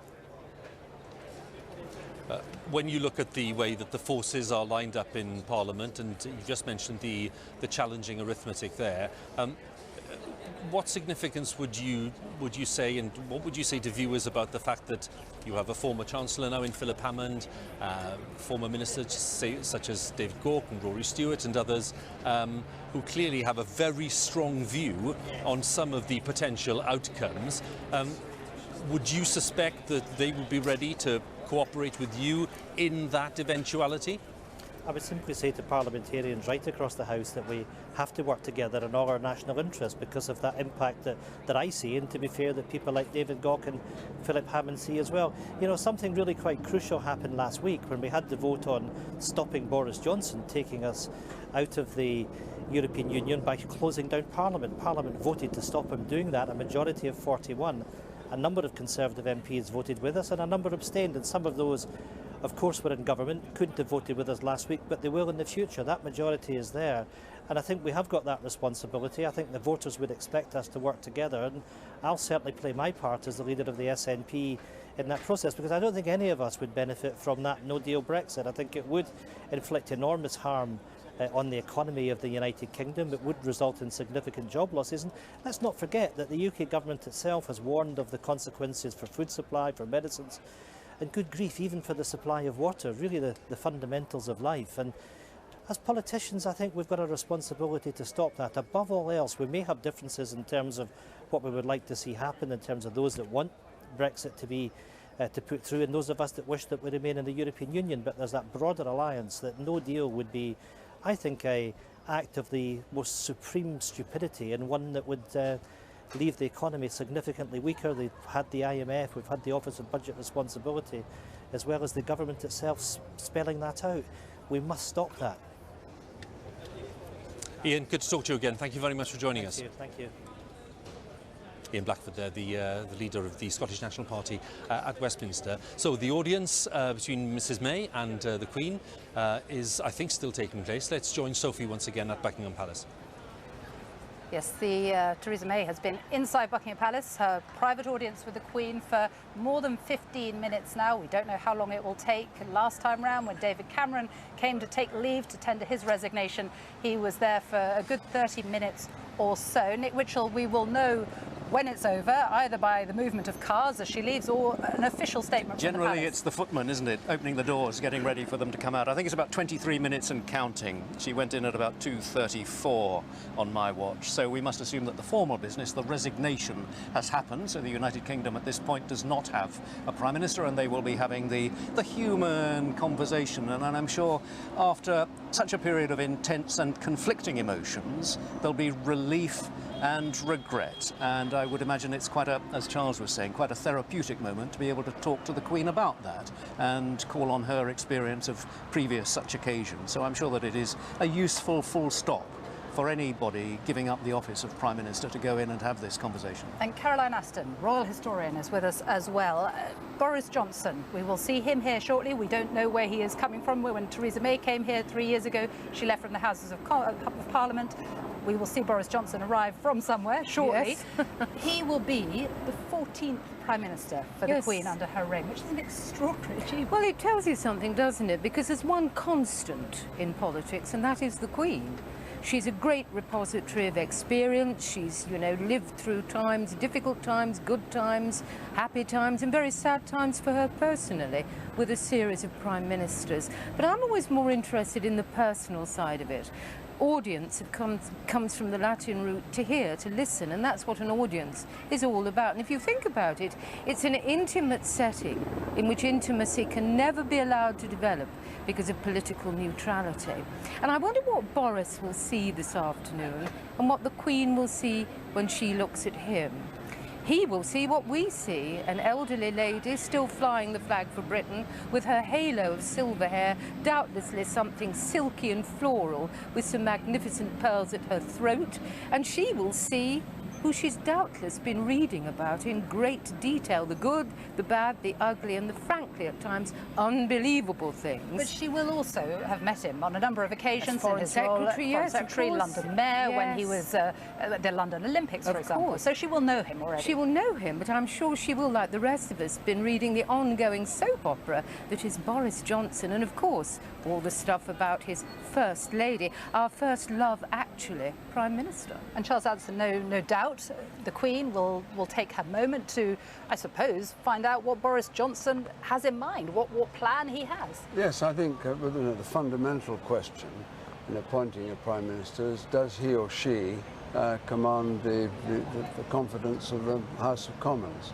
So that is a crucial thing, because without that, no government can perform its tasks. So the Queen will ask those questions without becoming engaged politically at all, but just to know that the process of government can proceed smoothly. But this is, Caroline, a hugely important constitutional moment for us, isn't it? Absolutely. I mean, it's a huge day. We look ahead, and you know, I was looking across at the Victoria Memorial at that gilded figure holding its hands up. Is it exhorting heaven or welcoming Boris? We have yet to see.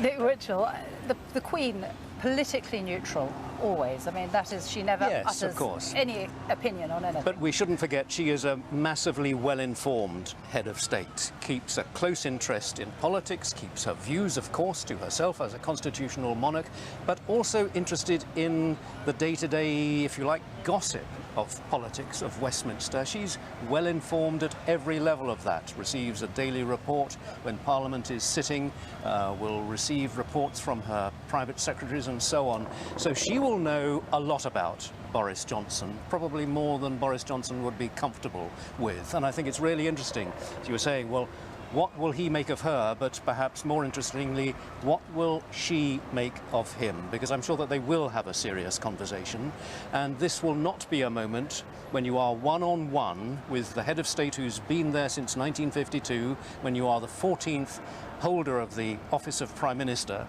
It is not a moment when you will be able to get away with wisecracks, when you will not be able to, as some people have characterised Boris Johnson's performances, you won't be able to bluster or evade.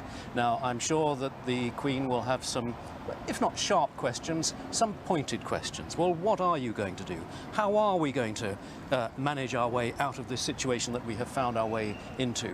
And it will be the moment, really, when Boris Johnson is going to have to come up with the sort of answers that the Queen would expect her Prime Minister to be able to deliver, with, as we were saying earlier, the grip of detail and the perspective and the knowledge that she would, I think, justifiably expect from someone who has the confidence of the House of Commons, and who she has just invited, when this moment comes, to be her latest Prime Minister. But of course, at the moment, we are still looking at the pictures there of the Victoria Memorial, London in its summer green glory. 31 degrees in London. And so what she's are been we? there We're now half an hour now. Yeah, getting on for half an hour, yes, which is a sort of average length, I would have thought, for this sort of audience. There's a lot to talk about. It can't be too brief, otherwise that would be lacking in courtesy, wouldn't it? And it's important, I think, that Mrs May has an opportunity to reflect, the Queen to give Mrs May an opportunity to sort of unburden herself. Police car just coming out, but it's certainly not the convoy leaving, because we will see that removing itself from the inner quadrangle. Here we go. We seem to have cars leaving Buckingham Palace now. The police stopping the traffic. Is that a vehicle coming out of the forecourt now? I suspect that there's police outriders. Here you go. There goes Theresa May. Right.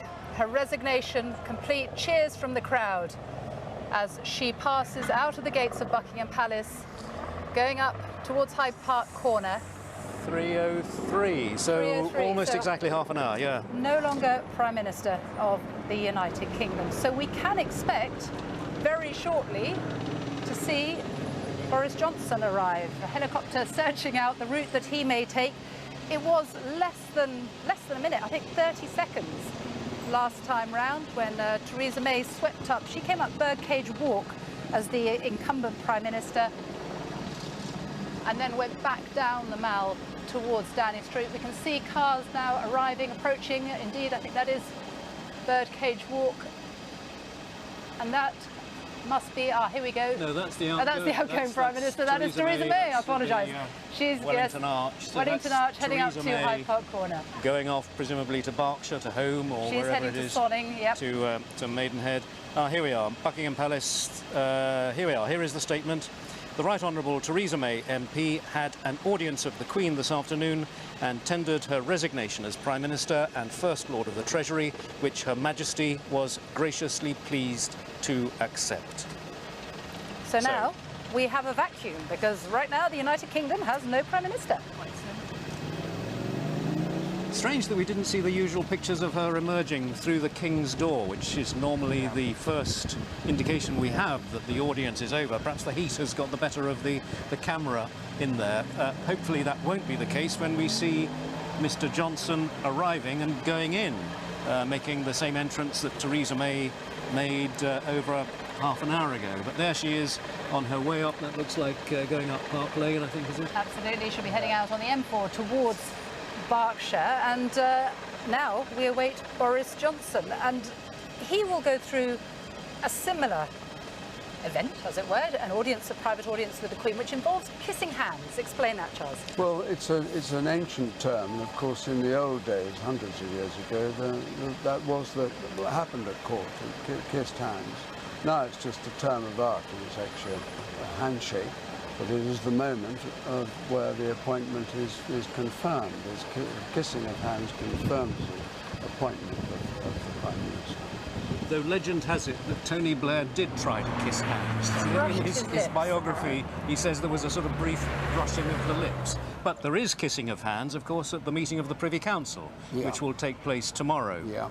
Right. Now, as I said, very shortly afterwards, I think just a minute or so later, we can hear the police outriders. They are approaching up the Mall, speeding towards the Victoria Memorial. Big crowds now, actually, gathered here outside Buckingham Palace to see the arrival of the United Kingdom's 14th Prime Minister. You can hear them coming. Here they are. And we have a protest. The way is being blocked. Greenpeace protesters. Greenpeace protesters forming a human barricade, as you can see there, across the Mall. I don't think we have ever seen the like of this before. This is certainly the first in my 20 years of doing these sorts of things. They've staged that very well, and people with placards further down the Mall, photographers there. But there is the incoming Prime Minister's car now making his way forward with the special escort group of the Metropolitan Police, the Outriders, buzzing around, trying to clear a way through the traffic. And here they come around the Victoria Memorial. There's a police Range Rover going ahead at considerable speed. They will be hoping, of course, that there are no further protesters lurking just as they approach the main gates of Buckingham Shouts from the Palace. crowd, but they have arrived inside the forecourt of Buckingham Palace. Yes, a few cheers from the crowd. So Boris Johnson arriving at Buckingham Palace for his audience with the Queen. We'll see him any moment now, coming through the central arch into the inner quadrangle. A very different reception to the one Theresa May just had. And again, his car sweeping into that quadrangle.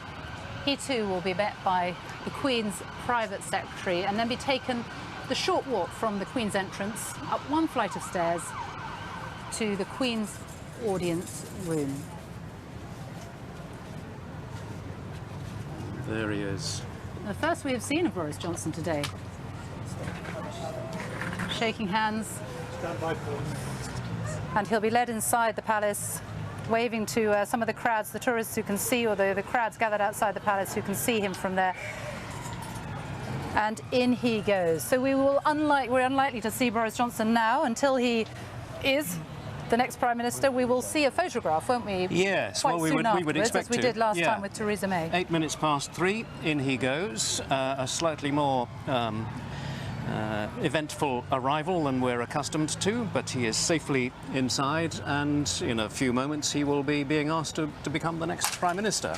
Unaccompanied, no sign of his partner, which is how it was expected, so it may not last as long as is customary when a Prime Minister's spouse accompanies them, though on this occasion, of course, there is no shortage of things to talk about, so maybe it will be another half hour or so. And this is, they have a very short time to get to know each other, as it were, because you have the weekly audiences with the Queen, but the Queen is about to leave for Balmoral. She goes at the weekend. There's a meeting of the Privy Council tomorrow when the Queen, there will be this kissing of hands with any new senior ministers, and I would imagine that perhaps the new Prime Minister would attend that Privy Council meeting, though that's not confirmed. But yes, it is very important that the Queen gets to know him as Prime Minister in the next half hour, because as you say, she's about to go to Balmoral. She's delayed her departure in order to be here for this, but she will be going off to Balmoral at the end of this week, and she won't then, bar some unforeseen circumstance, she won't then see her new Prime Minister until he's invited up there for the traditional Balmoral weekend at the end of September. So Boris Johnson will be going to Balmoral, yes, we expect. What will that be like? Well, that's a very informal weekend. Happens once a year with every Prime Minister. Arrives on a Friday and stays till Sunday. And is obviously a very good opportunity for the Queen to have very leisurely discussions, as well as a formal audience sometime within that weekend. He will talk, state business, and obviously, some of it very, very sensitive. But outside of that, there'll be lunches and dinners. There'll be a barbecue on the Saturday night out on the hill somewhere. Prince Philip traditionally used to always cook at that barbecue, and the Queen obviously liked to have a hand in it as well. But again, a very informal opportunity for her First Minister, her Prime Minister, to talk and get to know much better her new Prime Minister. Okay, well, for now, thank you. Let's just show you, though, we have the official announcement from Buckingham Palace that Theresa May has resigned this afternoon in an audience with the Queen. The Right Honourable Theresa May MP tendered her resignation as Prime Minister and First Lord of the Treasury. Her Majesty was graciously pleased to accept. So Theresa May was there, an audience with the Queen for a good half hour. We can expect Boris Johnson to be with the Queen for roughly the same time, I imagine. Let's go back, though, now to Hugh in Downing Street. Sophie, thanks very much. And yes, indeed, some interesting scenes there, and a little bit of unexpected events on the Mall, as there was, I think it was a climate change protest, which they attempted to stop the cavalcade, but police cleared it away fairly quickly, and then we saw Boris Johnson entering Buckingham Palace pretty soon after that, and that audience, as Sophie was telling us, is now formally underway. The audience with Mrs May lasted around half an hour. This one surely will not last any less than that, I wouldn't have thought, because we've quite a bit to talk about in terms of the programme of government and indeed the new Prime Minister's plans over the summer. So all of that to talk, and the cars are there waiting in the forecourt near the great King's entrance there inside Buckingham Palace, and that's ready to bring the new Prime Minister back here to Downing Street, where he'll arrive, and where I can tell you, and Vicki and I are waiting here, along with lots of the world's media. They've already put up a podium, and we think it's a new podium. It's not the one that Theresa May used. They put up a new podium ready for Mr Johnson's arrival here. And Vicki, before we get on to talk about what Mr Johnson is likely to say when he arrives, I think it's only right to update viewers as well on those people who have now left the government, because there are quite a few of them. Yeah, there are. So looking at the cabinet, we had Philip Hammond earlier, the former Chancellor. We've had Rory Stewart, the International Development Secretary, hasn't been in the role very long. Of course, stood for the leadership himself, you know, made quite an impact, certainly raised his profile. He seems to have resigned on Twitter by emoji, by the looks of it. David Gauke, we were expecting that, but he has resigned, making it very clear it's because of Boris Johnson's view that he will leave at the end of October, come what may, do or die. David Gauke says he cannot go along with that because he doesn't go along with a no-deal Brexit, and he says he can express that much better from the backbenches. So a bit of a warning there, really, to Boris Johnson. David Lidington, a former Europe minister, very, very pro-EU, has been effectively Theresa May's deputy prime minister. He's also resigned. So that is, you know, quite a powerful group of people now, seem to be on the Remain side of the argument. You could say, they would say they voted for Brexit several times, but they will be fighting no deal from the backbenches, you can be sure of that. Mr Lidington especially, I mean, they're all interesting obviously, but Mr Lidington, because of what he said on social media, not least the fact that he went out of his way to say we have very high quality civil servants, and I think he's including diplomats in this category. He says whose advice must be respected, and you know, even if that advice is unwelcome, and maybe lots of people will see that as a clear reference to what happened to the US ambassador, Sir Kim Darroch. I wrote to Boris Johnson yesterday, he says, to tender my resignation, and then he goes on to make the point about quality of advice and the fact that he's looking forward to returning to the backbenches. So lots of these people, Vicki, today are not just saying I'm leaving the government, as you say, they want to make a point, and the point is not just about Brexit, it's not just about the no-deal scenario.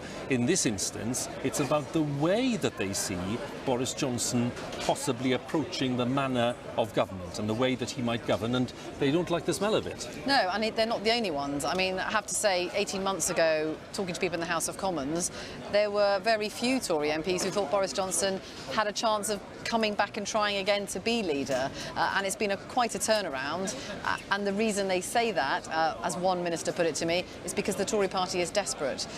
Many Tory MPs are looking at their seats, they've seen what's happened, Nigel Farage's Brexit party eating away, to many of them eating away at their vote, and they're fearful because Brexit has not been delivered. They think they could lose their seats, and they want someone who they think is a winner, and that is why they're getting behind Boris Johnson. Now, not all of them are convinced it's going to work. One of his really close allies yesterday, a minister, said to me just before the result, well, Boris is going to win, the question's going to be how long will it last? And that's a supportive minister, a friend, because they're concerned about how this is going to go because of the hung parliament, because of the fact you have powerful figures on the backbenches, some of whom are not ruling out voting against a Tory Prime Minister to potentially bring down a Tory government, because they feel that a no-deal scenario is so damaging to the economy particularly. That's what David Gauke says in his letter. He's fearful about national security, he's fearful about what it does to people's prosperity, and that's why he's going to be willing to fight it in that way. So it's intriguing, and then that leads to the next question of who is going to replace these people. So a pretty big clear out already of those resigning,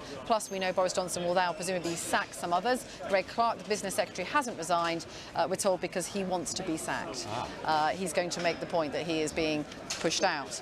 Again, someone on the business side of things who thinks that no deal would be a very bad option for the British economy. So who is going to take over? How Brexity, if you like, is the new cabinet going to be? And that's what Boris Johnson has to weigh up.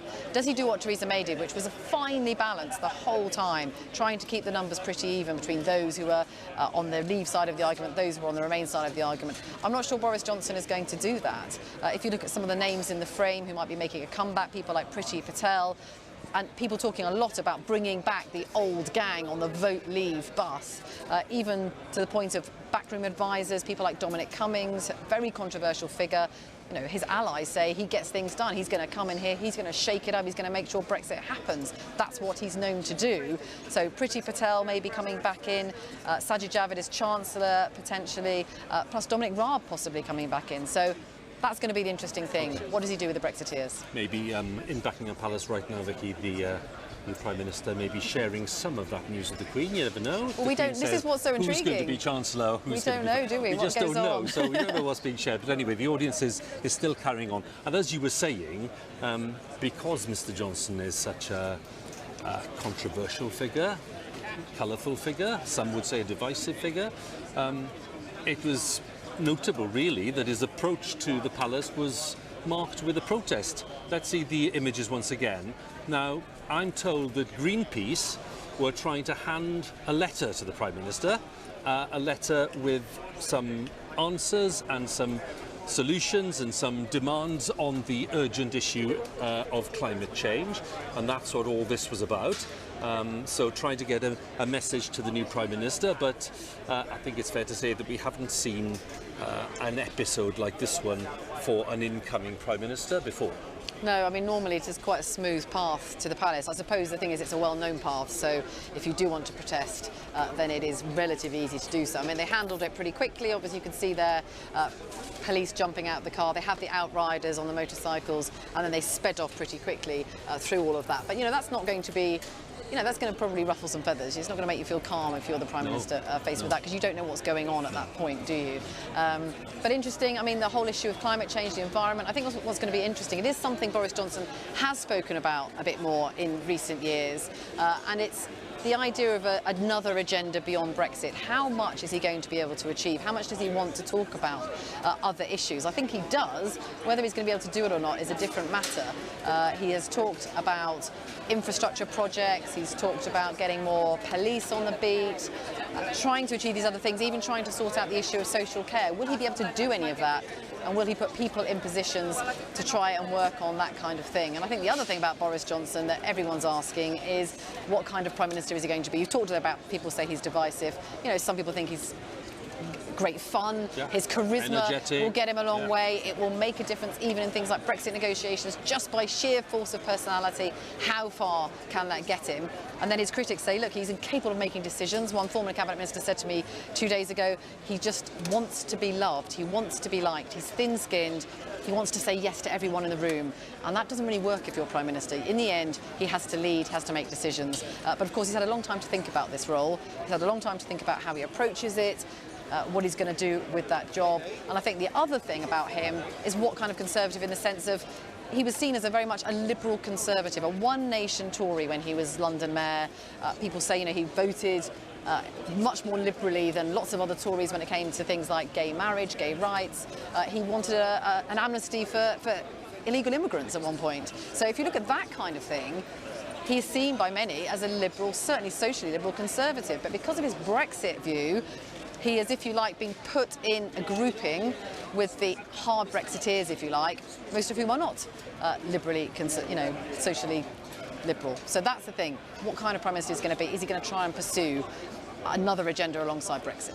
Just as we're speaking here, let's come back to Downing Street, because as Vicky was explaining what kind of Prime Ministership we can look forward to. If you look at the door of number 11 Downing Street, which is just behind Vicki there, we have a crowd of people gathering, and I would guess, Vicki, that we're going to get quite a few. Maybe they come from the Foreign Office or the Treasury, or I would have guessed that it's people coming to see the arrival of the new Prime Minister. Other people linked? That's my guess. Yeah, I think so. I think they're not the new team from what I can see. So I think they might be people already in place. But I think his new team, we will see some of them maybe turning up for when he arrives. And, you know, it's an important point about who his team are going to be.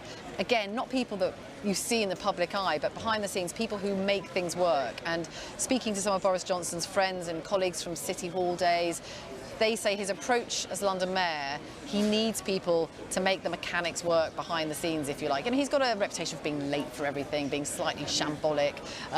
He needs people to make stuff work, organised people who are going to make him make decisions. So we already know that, you know, his chief of staff is going to be the person who worked with him in City Hall, certainly for a short amount of time. Bringing in people like that, people like Dominic Cummings we've spoken to before, who worked with Michael Gove at Education, really did ruffle feathers, but some would say got civil servants to do things that they were reluctant to do. Now, that can be a good thing, it can be a bad thing, but he certainly can get stuff done. But it's going to be controversial. Michael Gove, another interesting point there. Yes. You're talking about the environmental campaigners there. What does he do with him? I mean, they've had a rocky relationship, yes, I think we could say, over the years after Michael Gove sort of knifed him last time round. But it does appear that he wants to keep Michael Gove close, wants to keep him there, possibly even in a Deputy Prime Minister role.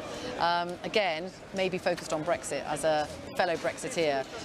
Because Michael Gove, again, whether you think his changes have been good or bad, he was put into DEFRA, the Environment Department, you know, seen as a bit of a backwater department, quite lowly, and he has taken it to the front pages. You know, all the work on plastics, recycling, actually making a department more important than it has been in the past. So again, someone who's seen to be able to pull the levers of power in Whitehall and get things done.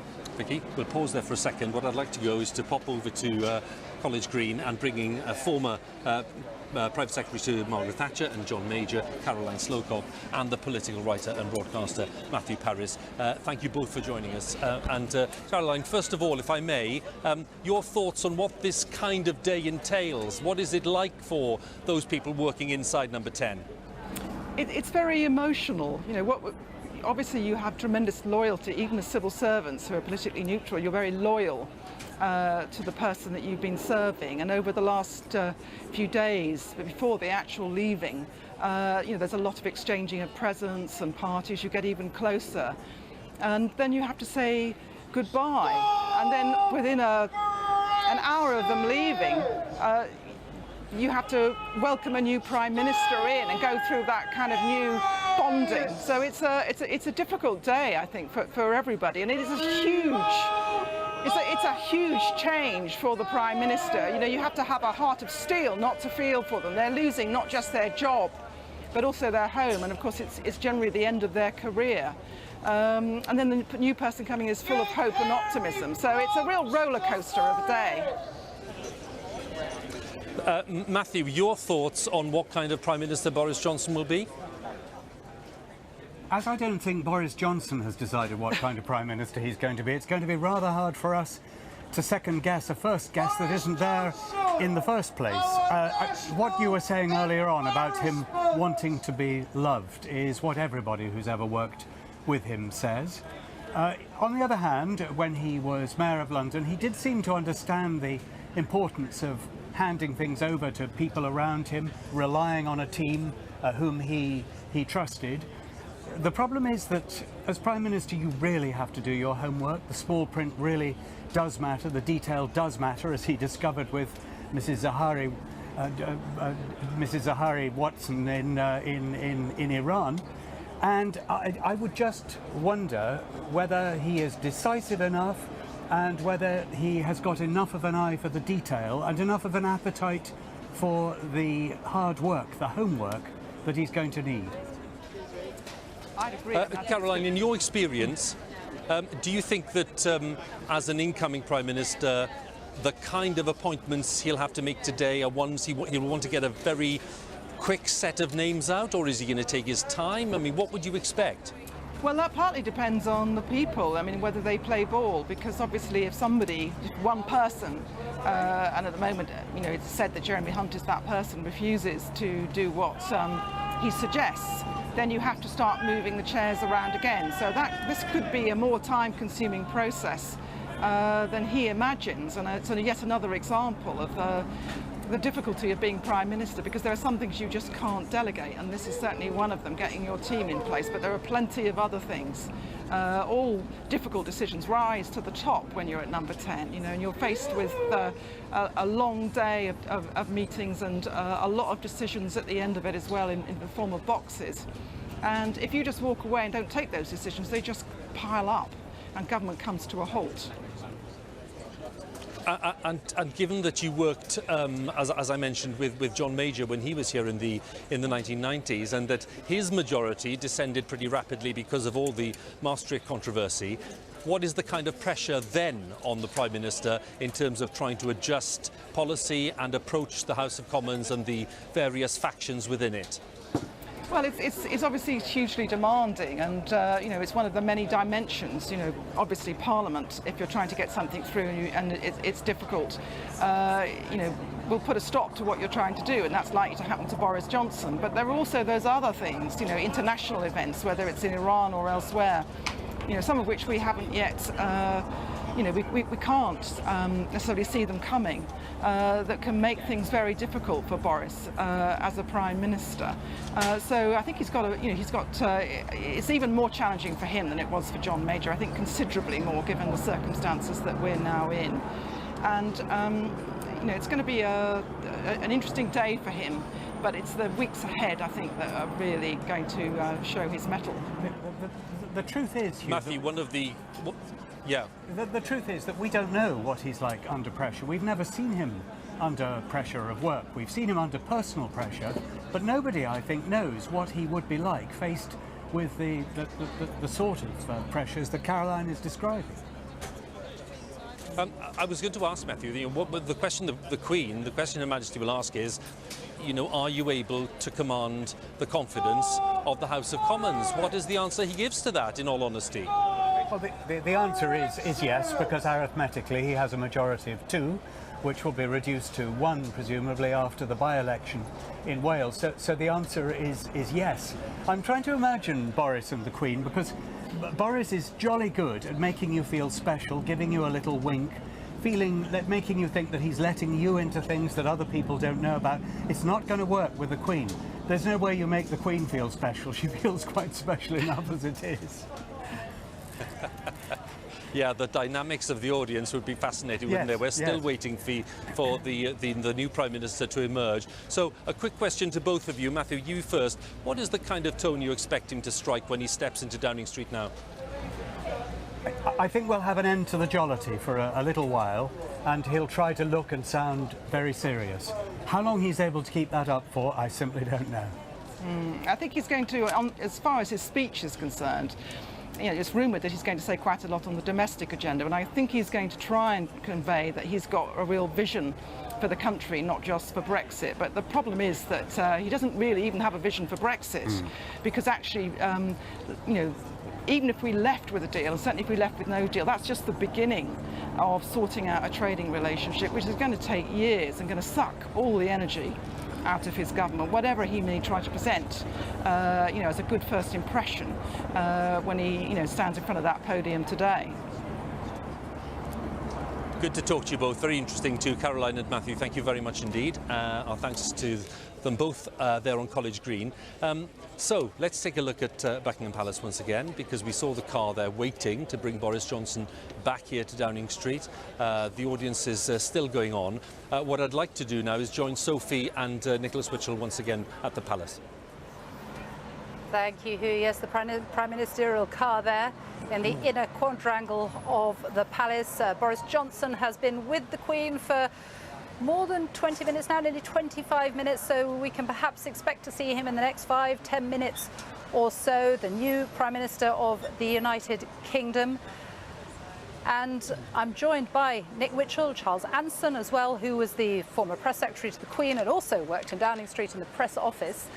Just give us a sense of, they were talking earlier about Boris's charm. Matthew Parris was saying, how will that work with the Queen? You know the Queen well, will it? Well, I think the sense of humour that Boris Johnson has, and the Queen's well-known sense of humour, that there'll be some meeting of minds. But at this particular moment, it's the most important constitutional moment for the Queen, and with the sort of divisive and rather difficult issues at stake politically, the Queen's main concern will be to learn from her new Prime Minister how he is going to command the support of the House of Commons to deal with some really quite tricky business.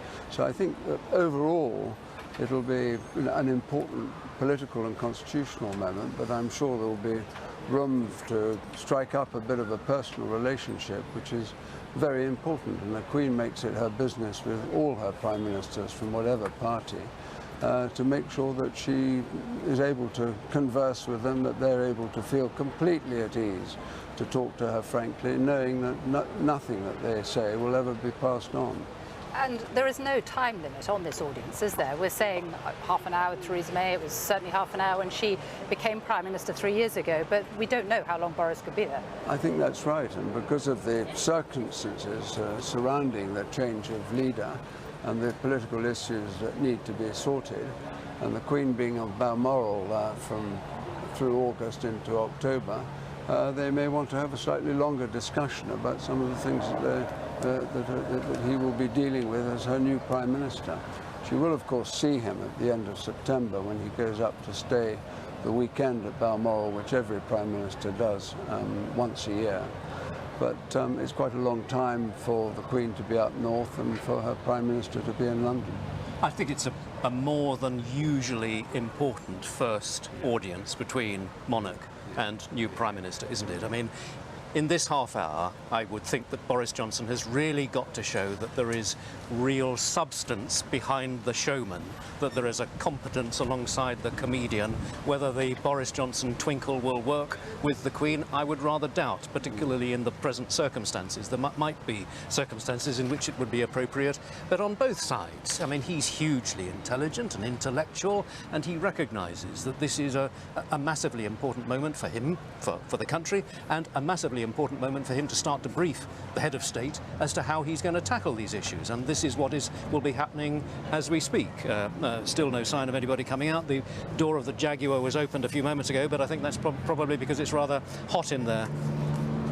Well, we said there you are, the moment that Boris Johnson was officially made the United Kingdom's 55th Prime Minister, the Queen's 14th of her reign, beginning with Winston Churchill, and quite a moment there for the country, for the nation. Boris Johnson, now officially the United Kingdom's new Prime Minister. Yes, and a moment, of course, that he's been dreaming about for many a year, if we're to believe those who know him quite well. We've yet to receive the official statement from Buckingham Palace, just acknowledging and confirming that he has been invited to form a government, but clearly that is what has happened. He has bowed, he has kissed hands, in the words of this quaint old phrase, which is used, although, as we were saying earlier, there is no sort of kissing of hands at this audience when somebody is invited to form a government on the basis that they can command the majority in the House of Commons. But the serious conversation will now be taking place. Mr. Johnson has gone there without his partner, so there will be no social chit-chat. One would imagine it's all the serious stuff of the beginning of a new governmental administration. And for such a big moment for the nation, for such a day of high drama, what is going on inside there is actually quite quiet, one-on-one, very brisk actually. Very, very brisk, very formal in one sense, but also time for proper conversation. But I think what's interesting is a very British aspect to this transfer of power. The election, the Tory party election results were announced yesterday morning, and in 24 hours you've had a Prime Minister standing down and a new Prime Minister elected. It's a very swift process when you think of, say, the President of the United States is elected in November and the new President doesn't take over until January of the beginning of the next year. So a 3-month interregnum, really. Among the many things that we would love to know whether it's being discussed in there is whether the Queen is asking him if he is serious about the threat of proroguing Parliament. about drawing the Queen in an unprecedented fashion into party politics. Now, one of the cardinal principles of that meeting, the still there we see on the screen of the new Prime Minister bowing and shaking hands with the Queen, one of the cardinal principles is that the monarch should not be drawn into party politics. In the cabinet manual, it says that that is, you know, something that all politicians, all prime ministers should abide by. But it is suggested that he might, as a device to get this finally done, the Brexit deal done, he might suspend Parliament. The only person who can do that is the Queen. She can only do it on the advice of her Prime Minister. If she were asked to do that by her Prime Minister, by custom, she would be obliged to do so. Do you think this is the closest that the Queen has ever come to becoming politically involved? Obviously, they will do everything that can be done to prevent that happening, but in her 67-year reign... I think, you know, there was a great fuss about the appointment of Harold Macmillan's successor when the Queen was drawn into choosing Lord Hume, but I think given the gravity of the overall political situation, this, if it were to happen, it would be a constitutional crisis, Charles. I mean, wouldn't you agree? I think it easily could be. Obviously, the Prime Minister's the one that gives the primary advice, but she does, of course, have the access to the Privy Council, which meets at the palace when there's business to be conducted. So there are the Privy Councillors and so on. That is another source of advice, but at the end of the day, it's the relationship between the sovereign and the Prime Minister. It's all uncharted territory. That's the thing. Very much so. I'm listening in a gripped and awed way to these stories of what might happen, and absolutely so. This is a big thing. There could be a huge crisis over this. One thinks back to dear old Queen Victoria, 1839-40, almost precipitating the country with the bedchamber crisis when she actually kept her Prime Minister in office, her favourite Melbourne. He wanted to resign. She asked the Duke of Wellington to form a government. He said no. Then Robert Peel, he said he would if she sacked some of her politically biased ladies. And she thought he meant the whole lot instead of a token 5 or 6, dug her heels in. And so Melbourne came back. So she actually kept a Prime Minister in power. Just to say that while we're waiting here for the new Prime Minister to leave Buckingham Palace, I would say there's a stepped-up police presence here outside Buckingham Palace. Not surprising given the earlier protests that took place on the Mall. A number of police gathering around the Victoria Memorial. We're all waiting now for Boris Johnson to emerge from the palace. We've seen there the official photograph that the palace has put out. Only the third time they've done that. David Cameron was the first. We saw Theresa May very quickly afterwards. But Boris Johnson has been in there for, well, it's nearly 30 minutes, isn't it? It's, 30 minutes. He went in at 8 minutes past, so in fact it's slightly more than 30 minutes now. So yes, and as you say, there are rather more police around. From the protesters' point of view, it was fortunate that they staked out the right route, because of course the police do bring prime ministers to the palace by several different routes. There's Birdcage Walk. They came straight up the Mall, which was perhaps rather asking for trouble. First time I've seen the police outriders have to get off their bikes and actually do something, clear a way through those protesters who formed a human chain across the Mall.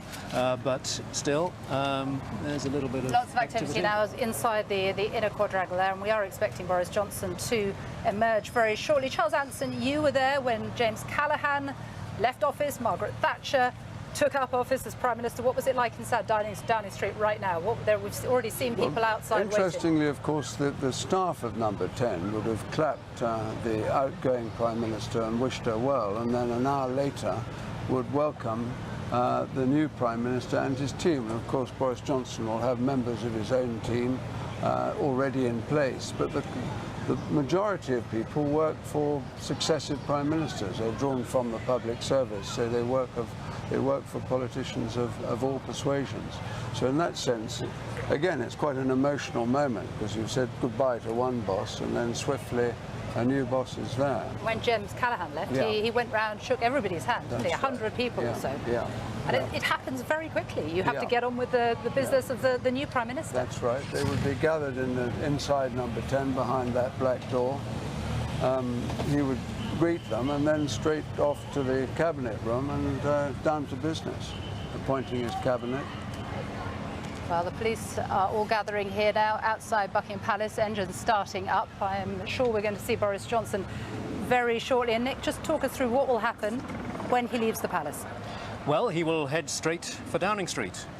Maybe they've worked out some alternative routes in case there are any other protesters lurking, but as soon as he emerges from the King's door there, gets into the prime ministerial vehicle, he will then be whisked with the outriders and so on. There they are, just going into the palace in preparation for bringing the new Prime Minister out. But he will then make his way to Downing Street and he will address the nation. He will make a speech, we're told, without a lectern, I think, in Downing Street on this occasion, which has become the customary way of doing these things. But that will be the first words of the new Prime Minister, setting out some of his intentions and plans. And one would imagine it would be a perhaps rather more sober speech than the one that he delivered yesterday on learning that he'd been elected leader of the Conservative Party, with all that sort of setting out the acronym of his guiding principles. And Charles answered just 99 days before the 31st of October. Boris Johnson has an awful lot of work to do in that time. Absolutely. Not only on the European issues, but of course also a legislative programme, budgets, and all sorts of social, domestic issues as well. So a very busy time indeed, and of course to appoint the team and have people working together. And the union. That is of such importance to the Queen. She would never make her views publicly known, but she was crowned Queen of the United Kingdom. She's often and mistakenly referred to as Queen of England. She isn't Queen of England, no more than she is Queen of Scots. She is Queen of the United Kingdom of Great Britain and Northern Ireland and her other realms and territories. And we know that privately she feels very deeply about the need to protect the Union. And certainly there are voices north of the border who have rather welcomed the arrival of Boris Johnson, because there is a feeling that he will encourage people to support the SNP. So I think it is reasonable to suppose that the Queen will be concerned about the impact of a Boris Johnson premiership, not only on the Union in relation to Scotland, but also, of course, the impact on Ireland.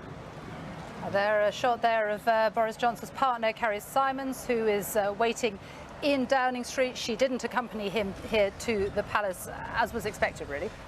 No, the palace was not expecting her to accompany him, so clearly she cannot walk up Downing Street with Boris Johnson, but she is very much there in the thick of things outside Downing Street. 11. There's, I think, Will Walden, one of Boris Johnson's principal advisors, I'd caught sight of, just standing beside her, but they're all waiting there, ready to receive the new Prime Minister back to his new home, his headquarters.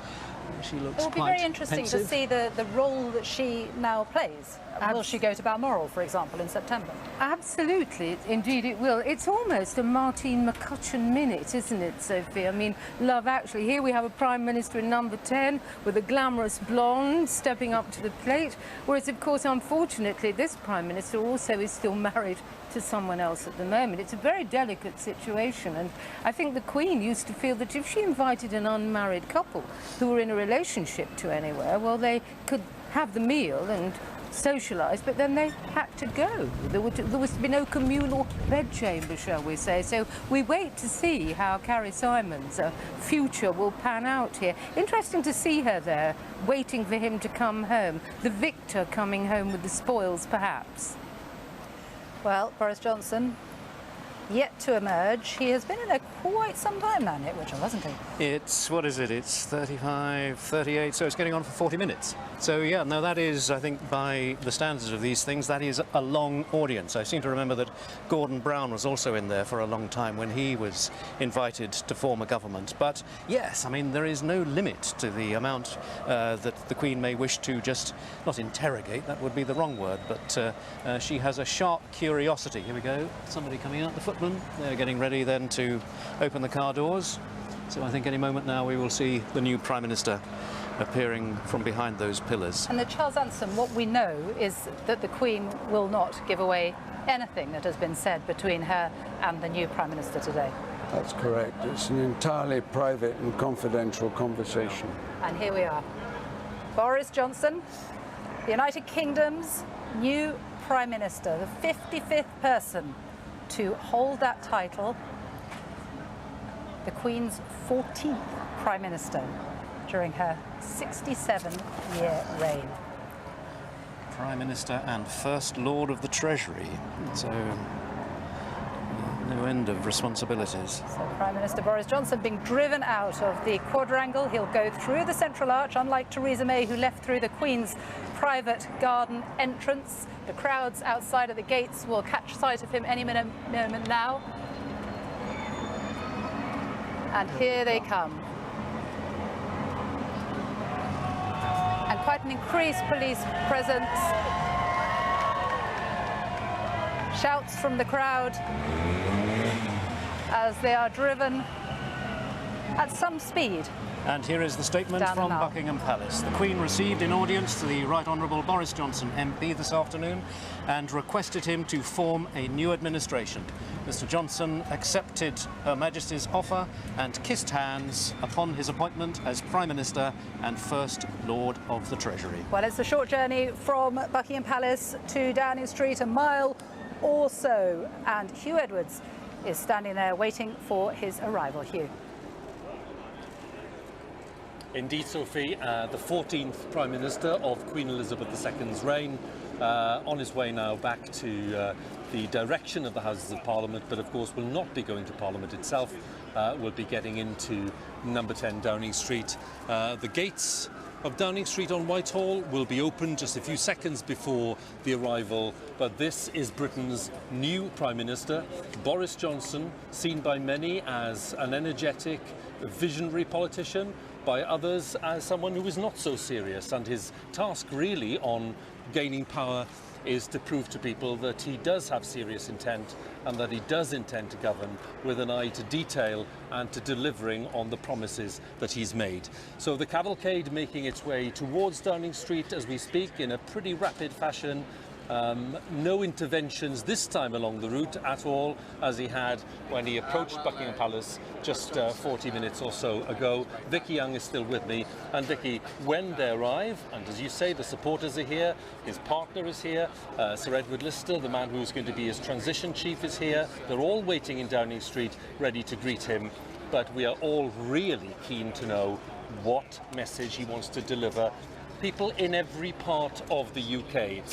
It's an important thing that Theresa May underlined as well, which was that the unity of the United Kingdom, which has been so badly strained during this Brexit process, that is something that she hopes this new Prime Minister will pay particular attention to. And I have to say, there are plenty of MPs who think that that is not one of his top priorities. Yeah, I mean, they're very worried about that, and they're worried about the kind of popularity or lack of it he has in Scotland, for example. We've heard from Ruth Davidson, the Conservative leader there. She's never been a fan of Boris Johnson. She has said that she will support him, but she very much does not want a no-deal Brexit, and that is straining every part of the Conservative Party, of government and of Parliament. But this is a huge moment. Just as we sit here looking at that team, this is the real moment. You know, just what, 20 minutes ago we had Theresa May's old team standing there applauding as she left. The new team is here. It's very different. It's a very interesting blend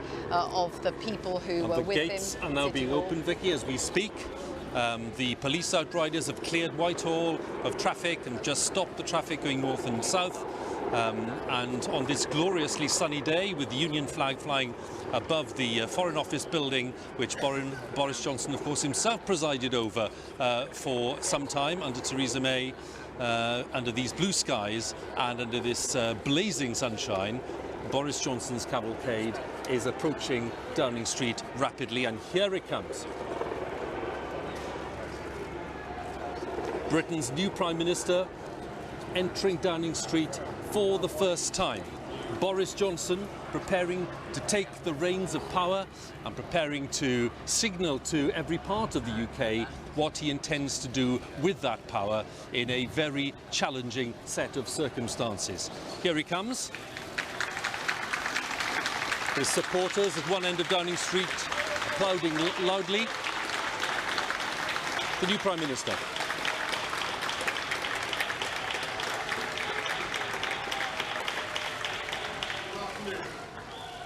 I have just been to see Her Majesty the Queen, who has invited me to form a government, and I have accepted.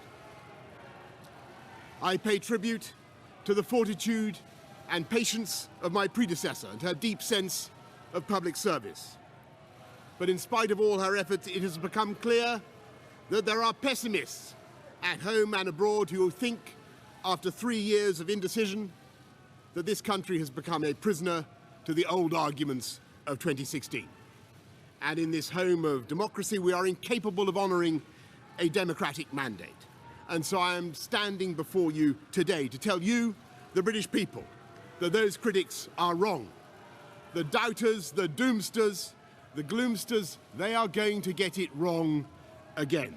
The people who bet against Britain are going to lose their shirts because we're going to restore trust in our democracy. And we're going to fulfil the repeated promises of Parliament to the people and come out of the EU on October the 31st, no ifs or buts.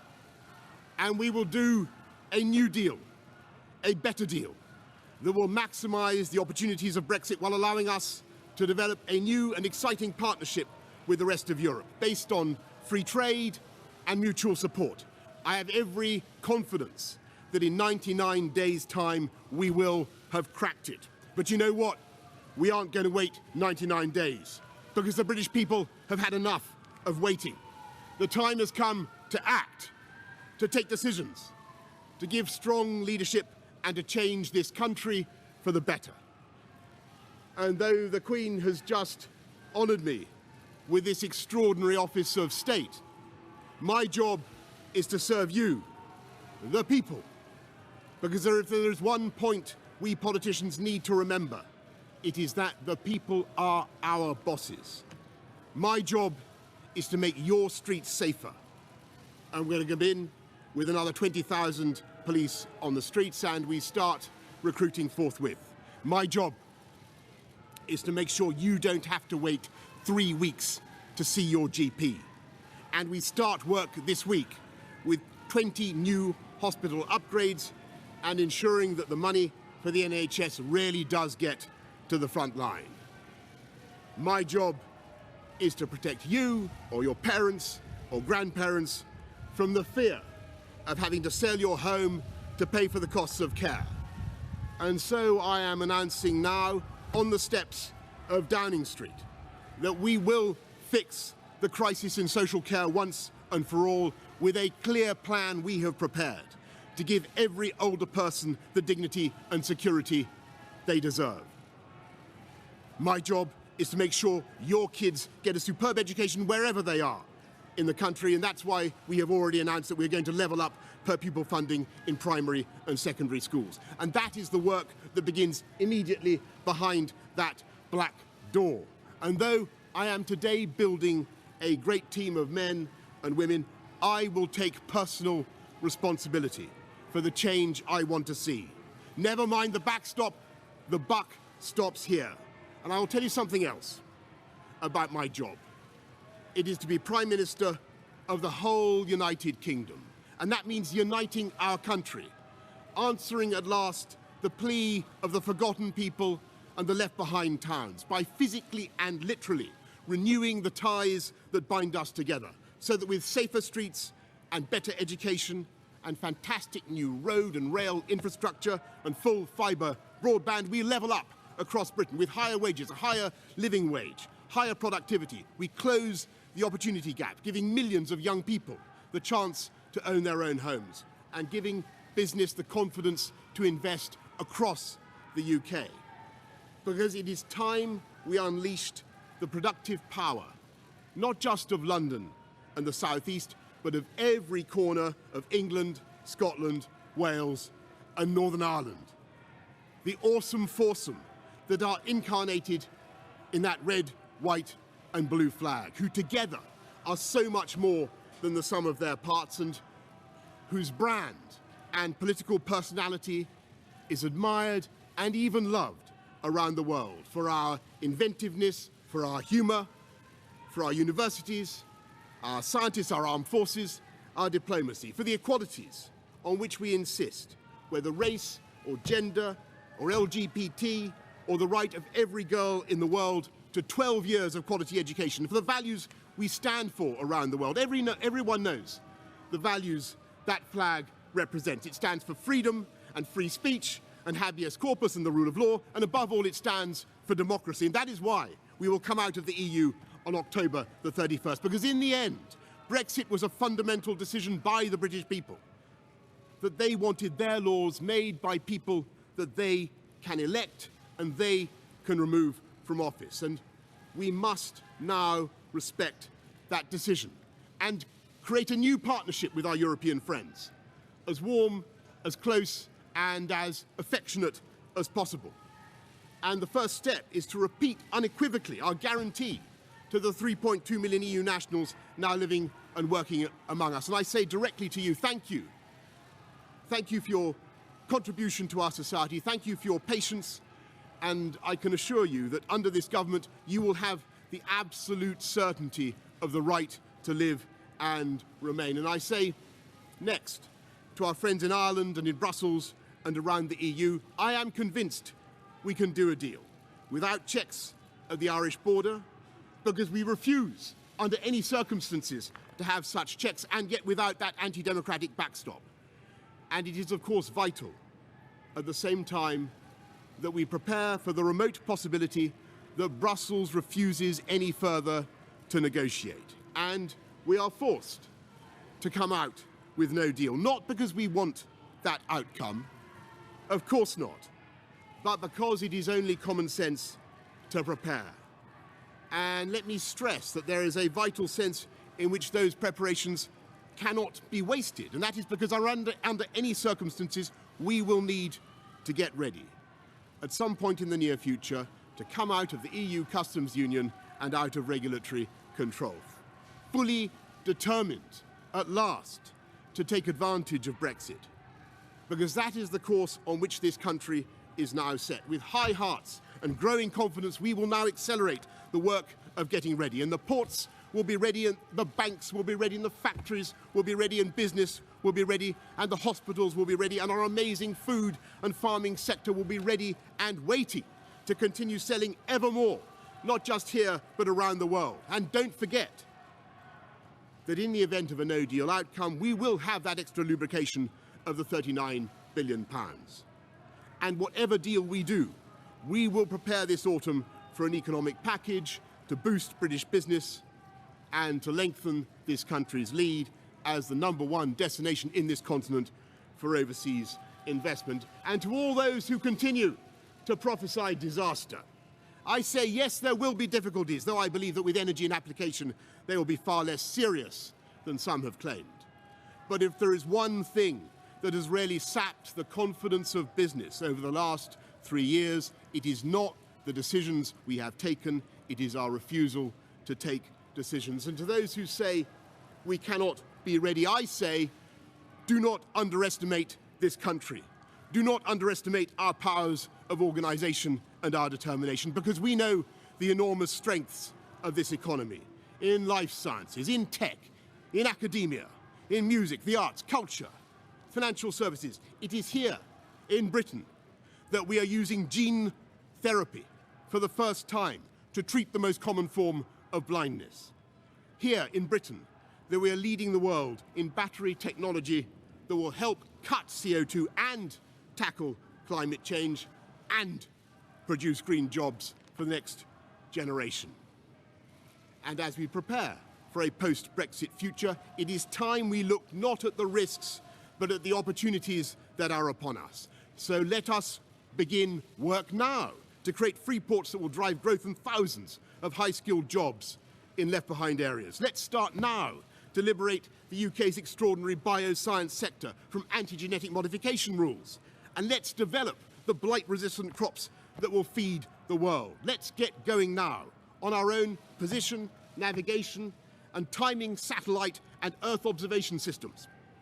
UK assets orbiting in space with all the long-term strategic and commercial benefits for this country. Let's change the tax rules to provide extra incentives to invest in capital and research. And let's promote the welfare of animals that has always been so close to the hearts of the British people. And yes, let's start now on those free trade deals, because it is free trade that has done more than anything else to lift billions out of poverty. All this and more we can do now and only now, at this extraordinary moment in our history. And after 3 years of unfounded self-doubt, it is time to change the record, to recover our natural and historic role as an enterprising, outward-looking and truly global Britain, generous in temper and engaged with the world. No one in the last few centuries has succeeded in betting against the pluck and nerve and ambition of this country. They will not succeed today. We, in this government, will work flat out to give this country the leadership it deserves. And that work begins now. Thank you very much.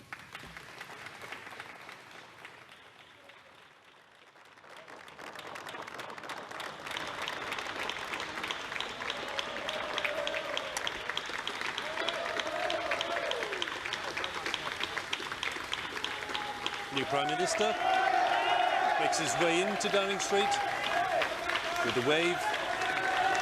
Famous door of number 10 opens for him for the first time as Prime Minister, and there will be a team of senior civil servants and officials waiting in there to greet him. And Vicki, there'll be some important work to do straight away. Yeah, there will. I mean, what was striking there was the ambition in that speech. If you think back to Theresa May's 3 years ago, yes, she did talk about burning injustices, but with him it was wide-ranging. I mean, more detail actually, already talking, as we know he has during the campaign, about 20,000 new police on the streets, announcing 20 new hospital upgrades immediately. Of course, the NHS after that controversial message on the side of the referendum bus, talking about the money that was going to come back to Britain. And then that ambition on social care, which, let's face it, has not happened for years under so many health secretaries, so many prime ministers, despite the government saying they were going to sort this out. He has said there, we will fix it once and for all. So that is a clear commitment to do that. Interesting to see who he will put in charge of all of that, given that Matthew Hancock, who has been the Health Secretary, has come up with his own plan. How quickly can they get that going? So it's clear that he wants to do more than just Brexit. He has all these other policies that he wants to pursue. Interesting too, talking about the fact that he will take personal responsibility for all of this, that the buck stops with him, saying he will make decisions, and then talking, of course, about Brexit, as he has to. The fact that, as he sees it, 3 years have been wasted, they failed to deliver on what the people wanted, saying that we've been the prisoner of the old arguments of 2016, but he's going to prove everybody wrong and make sure that we restore trust in our democracy and come out of the EU, come what may, on the 31st of October. But not that much detail about what kind of deal he's talking about here. And speaking to ministers, cabinet ministers, former cabinet ministers, they are not entirely clear what his plan is when he says that he is willing to come out without a deal, but wants a new deal. Is that based on Theresa May's deal that she has already negotiated? Some people think it is. Others don't think so. So that is going to be his first massive problem. What is he going to explain to Parliament? What is he going to explain to those MPs in his cabinet about what he is going to pursue when it comes to a new deal? We'll be back in a second, Vicki. What I'd like to do is to just be joined by two observers who may have different views maybe on the message delivered there by the new Prime Minister, leader writer at the Observer newspaper, Sonia Soda, and the former advisor to David Cameron, Laura Trott. Thank you both for joining us. Laura, first of all, can I start with you and ask you what you made of that initial statement by the new Prime Minister? Well, I think that Boris Johnson showed no dilution in his doubling down on the 31st October. So kind of a very strong focus on Brexit, and as Vicki said, a very strong personal accountability for what he's trying to do. So he's trying to draw a clear demarcation from the approach that Theresa May took in terms of leaving a lot of the negotiations to civil servants. But also it was a very conservative domestic agenda, talking about infrastructure, talking about taxation, a very strong pro-business message as well, which I think will strike well with many of the supporters and actually indeed the MPs in the House. Sonia, what was your take on it? So I thought it was incredibly light on detail. We heard this morning from Matt Hancock that this was going to be a speech rich in detail. It just wasn't there. I think on Brexit, it was devoid of any detail. It was Boris Johnson continuing to sort of live in fantasy land, saying that he can strike a new deal, there aren't going to be any problems for the Irish border, and if not, we'll leave with no deal. So I think that's why, as Vicki said just before, there will be a lot of question marks. There are still big question marks hanging over, well, what is Boris Johnson's actual Brexit strategy, and are we going to get any clarity on that over the next few days and weeks? The other thing I think is that really struck me was we had a lot of heavy briefing about social care. There was going to be a sort of a big announcement, a big commitment there. Now, we had some rhetoric around that, again, like the rhetoric with Brexit, but essentially Boris Johnson was saying, I'm going to fix this and I've got a plan and you're just going to have to trust me on that. There was no further detail. So it was a very typically Boris Johnson type speech for me. It was heavy on rhetoric, very, very light on detail and quite rambly in places, and it almost sounded like, you know, it was a bit off the cuff, to be honest. I disagree with that. Can you both stay with us? Do you mind? And sorry to interrupt. I'll be back with you in a moment because I've just been joined by Laura Kuenssberg, our political editor. And Laura, you know, that was quite long. There was a lot of energy in it. It was, you know, pointing us in some domestic directions too. Yep. What did you make of it? Well, I think, as you suggest, Boris Johnson, in a funny way, tried to do what Theresa May did when she moved in here, is say, look, I know I'm here to sort out Brexit, but by the way, here are a list of the other things that I know you, the country, care about, and I promise I'm going to do my very best to fix them. However, it's clear Boris Johnson knows the reason that he has managed to win power now is because of his role in the Brexit campaign, because of the promise he made to Tory party members about sticking to that Halloween deadline. And, you know, I'm not sure how loud it was for our viewers at home, but here in Downing Street, all the way through that statement, you could hear not just protests from anti-Brexit protesters, but also real heated arguments between pro-Brexit and anti-Brexit people out there on Whitehall. Now, they may not be small in number, but if you like, that's a metaphor for how difficult and how choppy things are going to be. And they're very well aware, as the new number 10 team probably, you know, looks around the offices wondering where they're all going to sit, how they're going to do. They're very well aware that this is a very precarious political time, but I think, you know, the chanting at the gates would have been a reminder. Symbolic. He was clear again, you know, 31st of October, as you say. He came back to me and said, you know, no exceptions, we'll be out by that time. Is he saying that because, as he said, the preparations will have been done for no deal? Or, you know, what is the purpose in terms of the strategy of getting people together in Parliament of being so precise on that again? I think the big picture, actually, for Boris Johnson and his supporters is that the failure to leave 3 years after the referendum has done, in their view, enormous damage to the trust of the country in the political class. It's got stuck in Parliament, it's got wrecked in Parliament, Brexiteers would say. Huge frustration on both sides about how things have panned out. And for Boris Johnson, that is job number one, beyond all else. It's almost by hook or by crook. That has to be achieved in order that people can believe politicians when they stand up and make promises. Now, for many of our audience, the idea that they can believe what Boris Johnson says absolutely with no question and no scintilla of doubt at the back of their mind, well, maybe that's a bit of a reach at this moment. It's perfectly clear for him he's going to say it as often as he possibly can, because that is his reason for being. But, you know, a cautionary note, Theresa May came in and although she articulated lots of things she would want to do, the reason that she was in office and her number one task was also to get Brexit done. And as you say, with an almost impossible parliamentary situation. Yes. So with that in mind, the signals he'll give out with appointments to top jobs will be even more important than they normally are. So what are you expecting? Well, I think obviously there's like frenzied speculation. It's Westminster's favourite guessing game, who's up and who's out in a new administration like this. But I think the one thing that I think will be fulfilled is that big jobs will have either convinced Brexiteers or people who have been avowedly, publicly, overtly committed to the need to leave at the end of October. Now, beyond that, Boris Johnson's team are trying to build a balanced cabinet. You know, they will have people who are on the Remain side of the argument. Perhaps Amber Rudd might stay in her job. Matt Hancock, for example, who's the Health Secretary, would absolutely still be in a big job around the cabinet table. But the overriding sense of what they'll be trying to show is that they mean it about sticking to that deadline. And it is, you know, people close to Boris Johnson believe if he can't stick to that deadline, well, then they might be done. New Chancellor? New Chancellor, a lot of money on Sajid Javid, who up until now has been the Home Secretary. He's done other jobs previously. He's very heavily tipped for that job. But, you know, reshuffles very often go awry. It's a bit like a jigsaw puzzle. One piece doesn't fit, and then suddenly the whole picture looks differently. And we probably won't know until early this evening. Okay, so that was my other question, which was timings. Yes. When do you expect some news? And, you know, are we going to see people arriving here within the next couple of hours? I think before too long we'll see Boris Johnson leaving to go to the Commons to do the less pleasant bit, the getting rid of people that he doesn't want to be in his cabinet. And then I think they will start to confirm cabinet appointments. But it may well not be till 6, 7 o'clock tonight.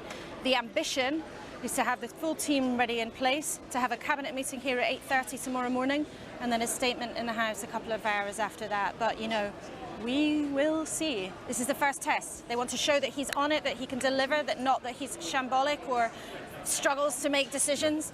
We'll see. We'll see. Thanks very much, Laura. Pleasure. Talk again later on. I'm going to go back to Westminster, where Sonia and Laura have been waiting patiently to talk to us. And given what Laura was telling us there, Sonia, I'm just thinking your thoughts about some of these key appointments. What would you be thinking at this point?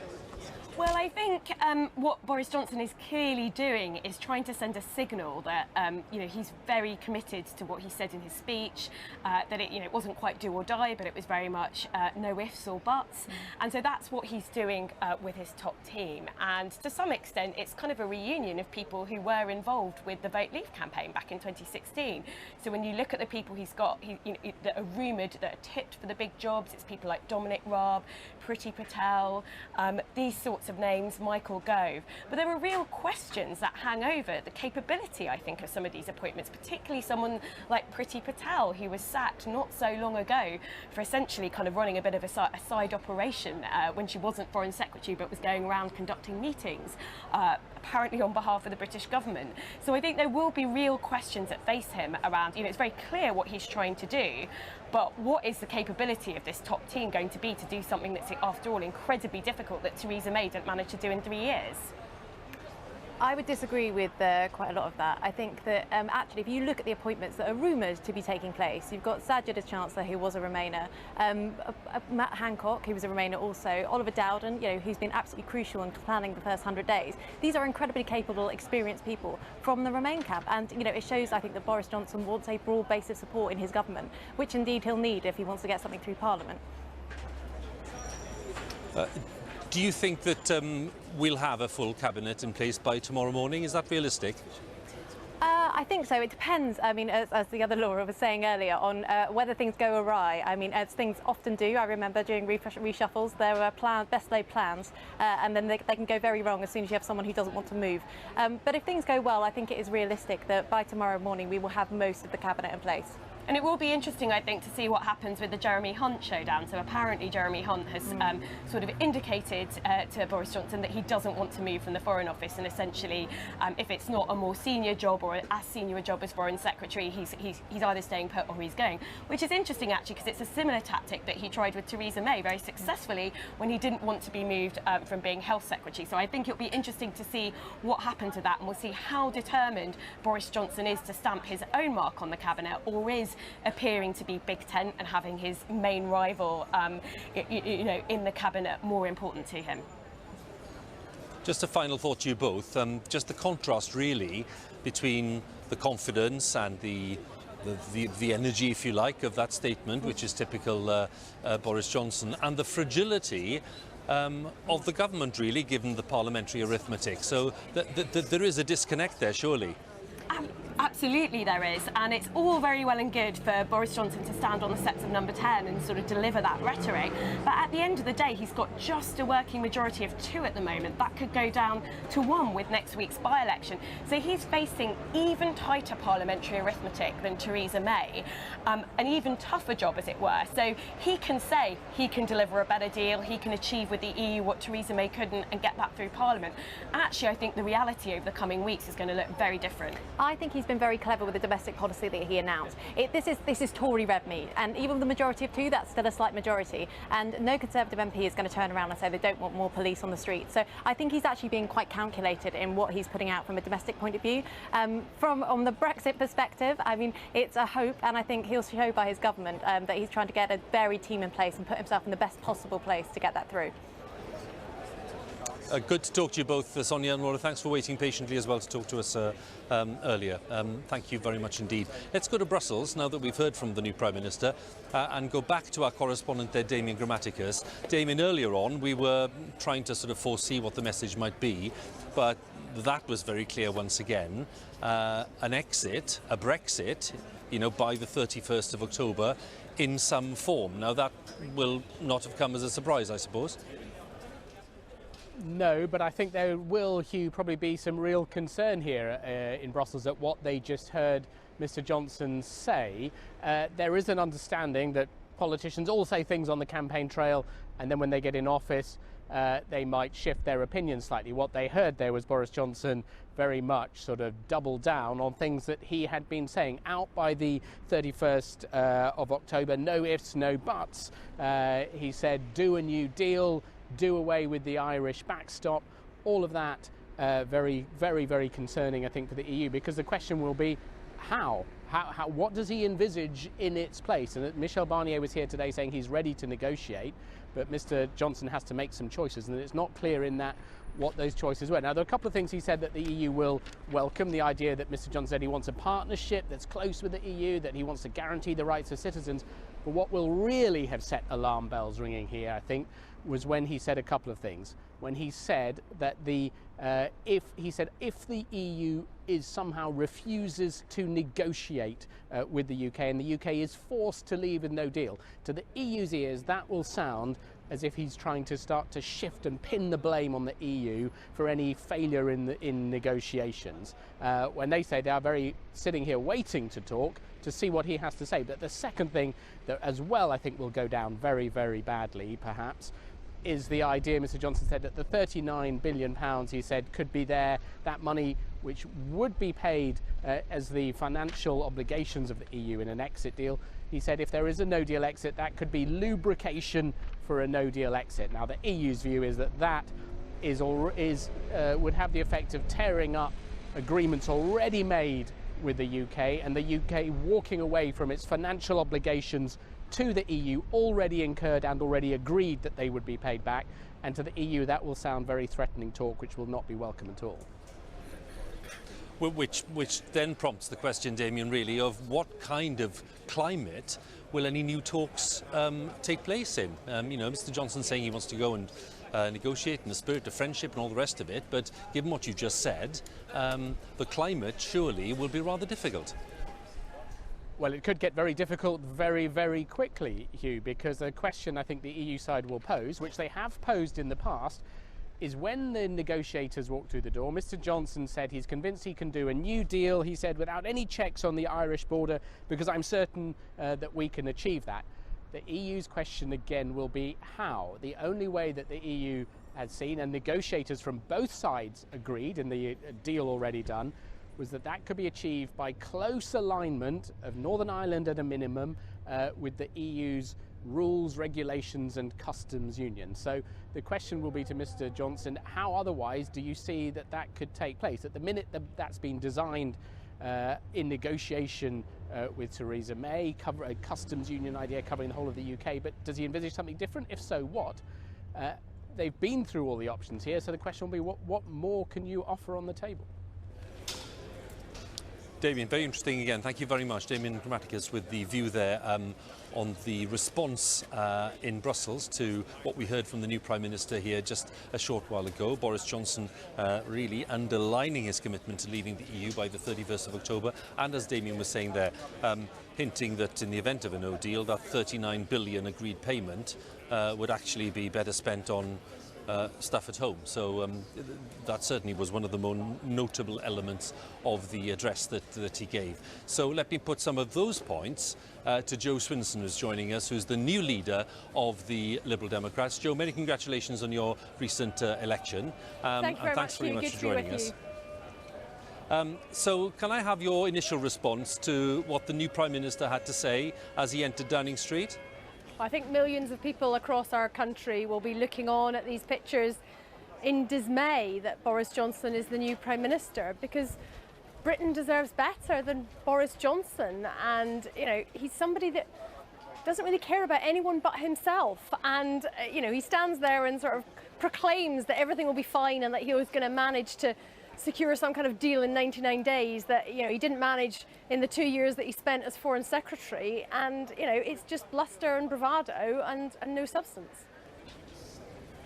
Well, you say that, but he took us through quite a few policy areas, not least with police numbers. He talked about, you know, social care, and there was the making there, the shaping of some kind of domestic agenda. Are you just dismissing that? I suppose what I'm saying is that delivering on any of that is going to be made so much harder if we leave the European Union, and particularly if, as he seems determined to do, we leave and we crash out with no deal on the 31st of October.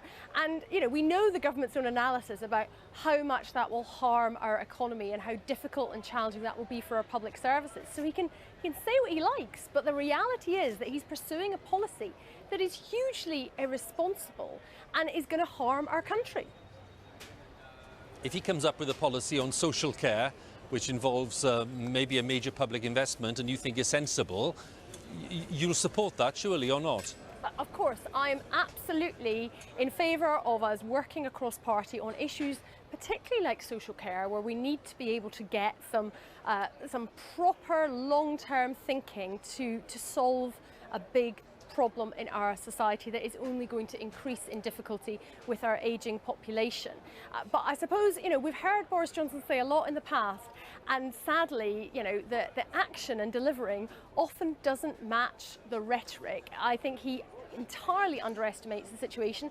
He faces the same parliamentary arithmetic that Theresa May faced, and in fact it's probably about to get harder for him. After all, we've got a by-election next week, which my party is absolutely determined to win in Brecon and Radnorshire. So he's not going to suddenly have, you know, a different parliamentary situation, and you know, I don't think he's got the prescription for the future. And this is not someone who has, for all his words about British values in that speech, this is not somebody who's lived those values.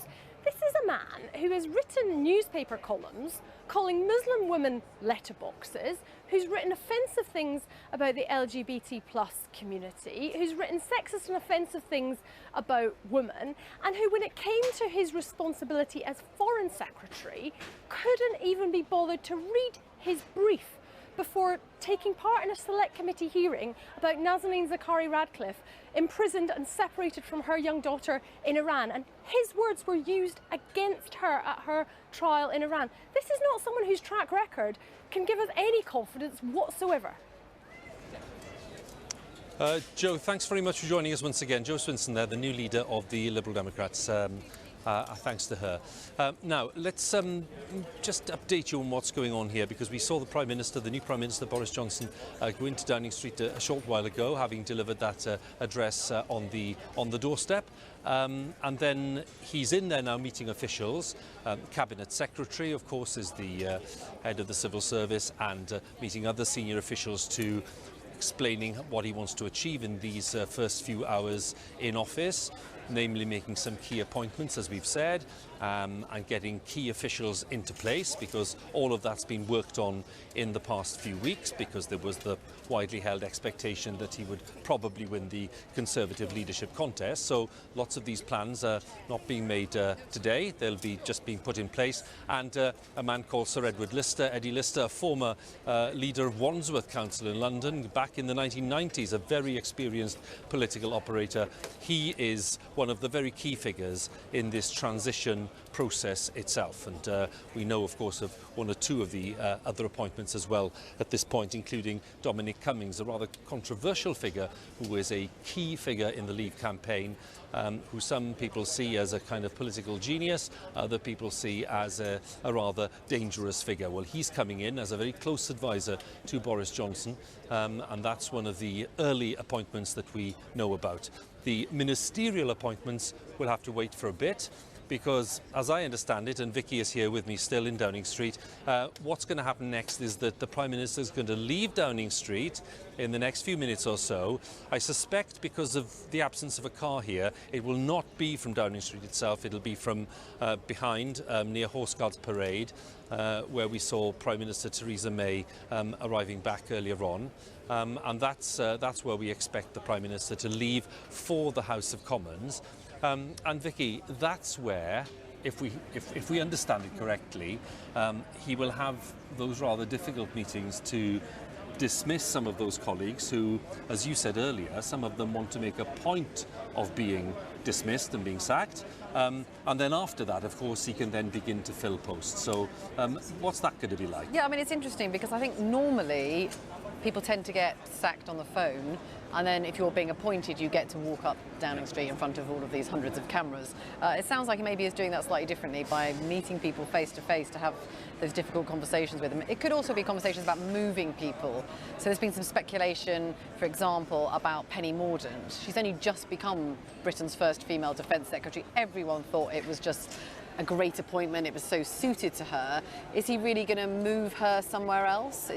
Possibly demote her? It seems unlikely, but there might be those kind of conversations, including one that we think he's already had with Jeremy Hunt, of course, the person who challenged him for the leadership. He wanted to stay as Foreign Secretary or something equivalent, didn't want to be demoted to something like Defence Secretary, so that is causing a bit of a standoff. So we could end up seeing Jeremy Hunt go to the backbenches after a long, long time as a Cabinet Minister. But I think all eyes will be on the diversity of the Cabinet, including, of course, how many women. I'm just being told, Vicki, that indeed you were right. That's always good. No, absolutely. The departure isn't from here. He's left the other way. So we'll probably see when he arrives in the Commons a little later on. But basically, the Prime Minister then has left. He spent, well, not long inside, actually, and is over to the House of Commons to take residence now in the great suite of prime ministerial offices, which are behind the Speaker's chair. So that'll be his new base in Westminster, which Theresa May vacated today. And then, of course, as you say, the process of sacking and appointing will take place. What I'd like to do is bring in Sir Keir Starmer, who's the Shadow Brexit Secretary for Labour. Keir, thanks very much for joining us. What did you make of the new Prime Minister's message? Well, it was all rhetoric, wasn't it? There wasn't anything in it. And this, I think, is going to be the massive challenge for Boris Johnson, because for 3 years now, he's got away with sort of glib comments, remarks that go down well with the Tory faithful. But now the reality of leadership and actually demonstrating by action what's going to happen. And of course, the only thing we've seen of that was when he was Foreign Secretary, and there was a massive mismatch between what he said and what he was able to do. At what point do you in the Labour Party force the House of Commons to declare confidence or not in the Prime Minister and the government? Well, I think the focus at the moment is very much on how we in Parliament make sure that the UK does not leave the EU without a deal, because that will be extremely damaging for the United Kingdom. And so there is an alliance. I think there's a majority in Parliament to stop that happening, and the conversations that are going on at the moment are very much focused on that. And that is going to be a test of Boris Johnson, because he says do or die, we're leaving on 31st of October. Parliament is not going to allow us to leave on the 31st of October without a deal. So there's going to come a crunch point, and it's probably going to come very early in the autumn, where what Boris Johnson says and reality collide. And at that point, I think Parliament is going to assert itself and say, you simply cannot drag us out of the EU without a deal. That is too reckless, and we're not going to let it happen. What's your reading of the prospects of getting some kind of different arrangement with the European Union, given what he said today about possibly withholding that 39 billion and all the rest of it? So what kind of climate would those talks take part in? Well, I was in Brussels yesterday talking to representatives of the Commission and of the Parliament and senior politicians across the EU 27. And of course, what they know is Boris Johnson as Foreign Secretary, and he hasn't got a good reputation. He's got nothing in the bank, as it were. But obviously they will treat him with respect as an incoming Prime Minister of the United Kingdom. But what they want to know is, what on earth is it that you think you can compromise? What on earth do you think you can negotiate? Because we're not going to change the withdrawal agreement. The backstop is not something that the EU wants to own. It's a simple proposition about how do you ensure there's no hard border in Northern Ireland. So they want to hear what he's got to say. I think he should head there pretty quickly if I were him. But as I say, the reputation he had as Foreign Secretary, I'm afraid, goes before him, and it's not a good reputation in Europe or across the world. But the point is, can you foresee, you and your colleagues, can you foresee a set of circumstances or areas where, you know, changes are realistic, and where he might be able to bring something back to the Commons which stood a better chance of passing? Or do you think we are way beyond that point? Well, I think on the political declaration, which is not legally binding, it is quite possible that could be changes. There could have been changes under Theresa May. The crunch is whether the withdrawal agreement is going to be changed, and I don't think it is. And frankly, if the EU were going to change the withdrawal agreement, they would have done it for Theresa May. They had a lot of respect for Theresa May. They could see the difficulty she was in, and they stuck firm. So the idea that Boris has, that he simply goes to Brussels and looks them in the eye, and then the withdrawal agreement is sort of pulled apart, I think is simply not reality. And this is where the rhetoric of Boris Johnson and reality, just like in Parliament, are going to collide in Europe as well. So just to help viewers here, you are saying that, you know, we're nearly into the summer, obviously, and the summer break and all the rest of it. You think that, you know, he's going to try and do his stuff in Brussels and here, but that once we're back and Parliament is back and, you know, it's early September, late September, you think that that's when that's when any flashpoint will occur? Yes, I think it will. I mean, he will go, no doubt, to Brussels to try to get an agreement. And he will be given respect as the Prime Minister of the United Kingdom. But the chances of him getting a fundamentally different deal seem to me to be minimal. And if he then reverts and says, right, now we're going without a deal, Parliament is going to fight back on that, and the majority is against that. I think that majority has gone up today because members of the Cabinet, or ex-members of the Cabinet as they now are, I think are, having seen the evidence, having been briefed, are going to be as determined as I and others are to stop us leaving without a deal. And there's going to be a crunch point, and you can't, no amount of rhetoric is going to get you through the pure mathematics of a vote in Parliament. Rhetoric and reality are two different things. I saw a question asked of one of your colleagues earlier today here, which was, is Labour now a pro-referendum party? And that person said, oh, we're not in that zone yet. What's the answer you'd have given to that question? We are the party of a referendum. We've said that whatever the outcome now, whether Boris Johnson can get a deal, whether he goes for no deal, it's got to go back to the public by way of a referendum, and we will campaign for Remain. Because this is as much about permission to move forward now. 3 years down the line, the situation we're in is nothing like that described 3 years ago, and the public are entitled to say, yes, actually, we're happy to leave on that basis, or no, actually, we'd rather Remain. And the Labour Party will be campaigning for Remain. What about the prospect of a general election in the autumn? Well, I don't know. There's speculation, as there always is. But we'll just have to see what happens when we get to these crunch points. If Theresa May could have got by on rhetoric, she'd still be Prime Minister. What she ran into was the mathematics in Parliament, and the mathematics are exactly the same, and Boris Johnson is going to come right into contact, right into that crunch with Parliament, and we are going to assert our rights as parliamentarians to say that we are not leaving without a deal. So Keir Starmer, good to talk to you once again. Thank you very much. Thank you. Keir Starmer there for Labour, the Shadow Brexit Secretary. Here in Downing Street, as we know, the Prime Minister's left and gone to Parliament. Vicki is still with me. I think, Vicki, now, just in a few seconds, we will get the first images from inside number 10 of what happened when Boris Johnson went in, because this is a fascinating moment. It's an historical moment. This is when the new Prime Minister crossed the threshold into Downing Street to be greeted by the senior officials there. Let's take a look at these images, because they're just waiting for the door to open. Look at this. There's the wave that we saw from outside.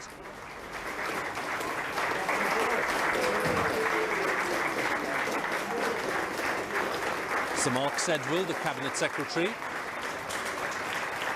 with all the Downing Street officials and all of the Boris Johnson team and campaign team there, of course, lining that corridor which leads down to the Cabinet room itself. Of course, Mr Johnson very familiar with the layout of 10 Downing Street, but this was the moment when he entered as Prime Minister a moment, I think it's fair to say, that he's probably dreamt of for many, many years. Yes, people have talked about his childhood ambition. Didn't he say he wanted to be king of the world or something? And people always thought that as his political ambition to be Prime Minister. It is something he's thought about for a very long time, but something I think 1-2 years ago, maybe thought his chance had gone when he didn't stand. He withdrew from the race in that dramatic fashion after Michael Gove suggested that he wasn't the right man to be Prime Minister. And now he's walking through those doors. That's when it becomes real. You go straight to the cabinet room. You get briefings about security, about alleged terror plots, for example. You have to think about the nuclear weapons code, all of these things where if you hadn't thought it was real, that's the moment where it really is. And as he said, the work begins absolutely immediately as he tries to put his team around him, because he knows that how that team works together, whether he can keep them together and get some discipline back into the cabinet, because that is what has been such a terrible element for Theresa May, just having no discipline in the cabinet, backing not there lots of the time, the leaks from cabinet, I mean literally as soon as they'd come out it would be reported in the press. He needs to try and instill a sense of a team working together to deliver something, and I think that is what's so striking, seeing the team he's bringing in. They are old friends and colleagues, some from City Hall when he was London Mayor, and some from that Vote Leave successful campaign which delivered that referendum result that they wanted, and many of them are coming here to finish the job, really, to actually get Brexit delivered after these 3 years, and that's what they will be very much focused on. And I do wonder whether Michael Gove, his old adversary, old friend, will have a role in trying to get that done as well. We'll see. And just this is a point for the aficionados and others. As you were saying, this is slightly different to previous transitions and the way that he's doing this. You know, I remember when Gordon Brown went in, he went in and then stayed there and made his appointments and got on with the job inside there. Boris Johnson's decided to... Yeah, I don't really know why he's doing that in the Commons. I mean, you get more privacy because you don't have the cameras hanging around, but then normally you can just make phone calls to people. But he clearly does want to see people face to face, and that's quite interesting in itself. Yeah, that is interesting in itself, really, and we'll see what that yields a bit later.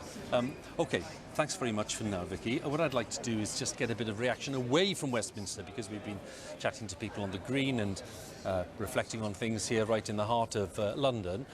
So why don't we go to Derbyshire, to Buxton, and my colleague Judith Morris is there, and she's been getting reaction there. Judith, over to you. Yes, I have. It's classic car auction day here today. The crowds have been coming out for it, and I'll be honest, Westminster feels like a world away, but this is an interesting constituency, the constituency of High Peak. It's a tight marginal. Labour have it at the moment, but it's always very close here between Labour and the Tories. And there's also a similar amount of division of opinion around Boris Johnson as well. I've got two local men here who I think it's fair to say differ in opinion, Jim Armitage and Martin Olsen. Now, let's just start off then, gents, by talking about that division. You have a very varied opinion on Boris Johnson. Yours first, Jim. Well, I'm prepared to give Boris the benefit of the doubt. I've been trying to find an historical character that he resembles, and it's been difficult, but the only one I can think of is possibly Henry V. When he was a young man, he made a few mistakes and he had a reputation for enjoying himself a bit too much. But when he got the top job, he grew into the job, and I'm just hopeful that Boris will grow into the job too. I don't know if he'll succeed or not, but I think it's important we should give him the benefit of the doubt and see. You voted for him as a Conservative member, didn't you? I did eventually. You know, I liked what Jeremy Hunt was saying too, but on balance, I thought he might cheer people up. He might put a smile on people's faces, and to me that's very important now, because people have been unhappy for quite a while, and that's not been good. To be honest, I really don't mind anymore if we leave with a deal, if we leave with no deal, or if we remain. I just think we should put this behind us, get on with each other and start being happy again. And if Boris can help me do that and help us all do that, I'll be the happier. OK, all right, well then, Martin Olsen, do you agree with that? I know you have spent some time chatting to each other and you're getting along famously, but on Boris you don't share an opinion. Well, I agree with Jim that we need to get on with each other and, you know, try to find common ground, but I disagree with this, how he finds Boris. I think Boris Johnson is an unserious politician with a very checkered past with the truth, and what we have now, his personality notwithstanding, he will not be able to fulfill the Brexit that they have promised, the people, the Brexiteers have promised, and what people are kind of hoping for, because I don't think it's realistic. And even if we exit the European Union, there will be a damage to the economy of this country. But that's what's being glossed over in the kind of the happiness about having a slightly more, alive Prime Minister. I mean, he has likeable sides, but his politics deep down are very shoddy, very dangerous, absolutely, for this country and the Union. I mean, for both of you, and I know, Martin, you come originally from Sweden, you're living here now. Brexit is the predominant issue that we've been talking about together here this afternoon. Do you think, though, I mean, there's a lot to get done, there's 99 days. Truthfully, do you feel that Boris Johnson is going to succeed where Theresa May couldn't? I think he'll give it his best shot, and that's all that you can ask of anybody, and we'll see. But I hope he does, because I think it might be able to help us put this behind us. And Martin, for you? I'm convinced he won't make it, because it's in my opinion, it's impossible. But when Michael Heseltine was fired by Theresa May, just before then, he told her to put all the Brexiteers in charge so they get to have a go at this. And they have done, I suppose, their best, but they have not managed. From David Davis to Dominic Raab to Michael Gove and now Boris Johnson. I think he will be the person who will have to put Brexit to bed. Jim? To be fair, though, Martin, they've not actually been in charge yet. They've been in charge of ministries, but PM is different. PM is different, and I just hope that Boris will grow into the job, show people what he's made of, and that we might be able to make a success of this. I think it's true that the Prime Minister role is very different. I don't think it's a question about faith or happiness or optimism. It's essentially a question about competence, and also a competence to be able to get on with our allies that we need to trade with, or other foreign heads of state. And in the role of Foreign Secretary, Boris didn't really impress. And I think he will play to the gallery, play to his voters, play to his fans and his kind of zealotry that adores him. But that will not work in international politics, and it will take a tremendous toll on British industry and the future of this country, although he has many likeable sides. It's not a character that I see in him when he was Mayor of London, though. This is the thing, I hear this thing about a zealot and everything. I mean, he's trying to get Brexit through. That's what people don't like him for, but that's what people voted for, and I think he's got to do it. Okay, thank you both very much. So two different opinions. And I've spent the day here, Hugh. I've spoken to a huge number of people about Boris Johnson. I've heard everything on the spectrum of opinion, from love to hate and back again. The one thing which everyone is united on is they have an opinion. Everybody here I've asked about Boris Johnson has had something to say. I haven't found a single person who doesn't care. Judith, thank you very much again, Judith Morris there, and thanks to your guests as well for sharing their opinions with us. So if you're just joining us here on BBC News, let me just recap. Boris Johnson is Britain's new Prime Minister. He's the new Prime Minister of the United Kingdom. Theresa May resigned a short while ago and tendered a resignation to the Queen. Boris Johnson was then in Buckingham Palace. He had an audience with the Queen of 30 or 40 minutes or so, and then soon after that entered Downing Street and entered number 10. For the first time as Prime Minister. He's since left. He's gone over to the Houses of Parliament, to his new suite of rooms in the House of Commons, where he's going to make some cabinet appointments straight away. He'll no doubt have to dismiss some people in the process. And then later on this evening, we expect some of those key figures to be walking into Downing Street to take up their appointments as well, in the time-honoured fashion, walking up Downing Street and acknowledging the world's media who are still camped here on this rather important day in British political history. So the best thing we can do now, just to get a sense of what happened in the past hour or so, is to listen to a section of quite a long address that Mr Johnson gave when he arrived here on the steps of number 10, and this is what the new Prime Minister had to say. But if there is one thing that has really sapped the confidence of business over the last 3 years, it is not the decisions we have taken, it is our refusal to take decisions. And to those who say we cannot be ready, I say, do not underestimate this country. Do not underestimate our powers of organisation and our determination, because we know the enormous strengths of this economy in life sciences, in tech, in academia, in music, the arts, culture, financial services. It is here in Britain that we are using gene therapy for the first time to treat the most common form of blindness. Here in Britain that we are leading the world in battery technology that will help cut CO2 and tackle climate change and produce green jobs for the next generation. And as we prepare for a post-Brexit future, it is time we look not at the risks, but at the opportunities that are upon us. So let us begin work now to create free ports that will drive growth and thousands of high-skilled jobs in left-behind areas. Let's start now to liberate the UK's extraordinary bioscience sector from anti-genetic modification rules.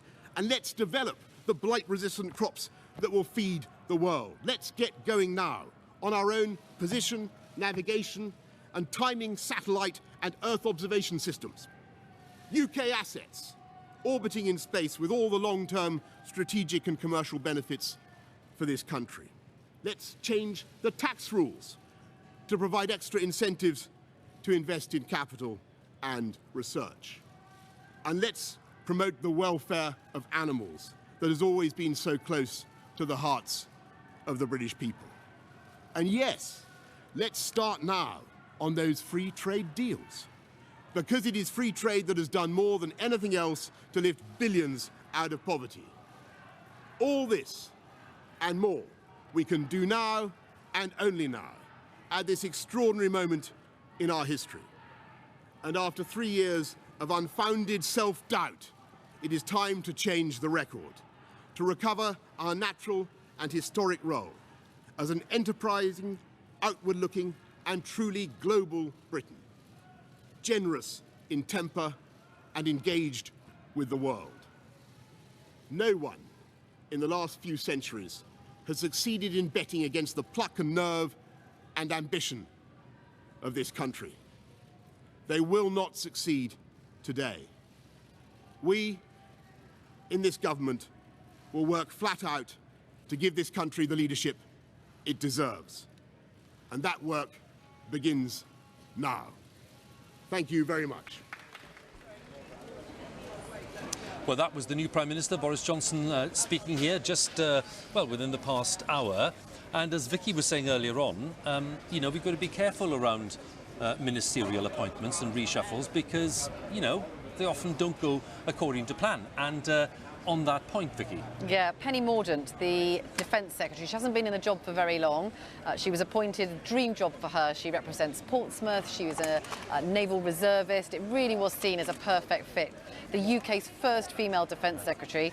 Well, she's going to the backbenches. She has gone, and now I presume, she doesn't say why, she just says thank you to everyone who's helped me get things done, especially our armed forces. We've achieved much. She's heading to the backbenches from where the PM will have my full support, as will my successors. Now, I'd imagine the rumour was that Jeremy Hunt had been offered defence, has turned it down.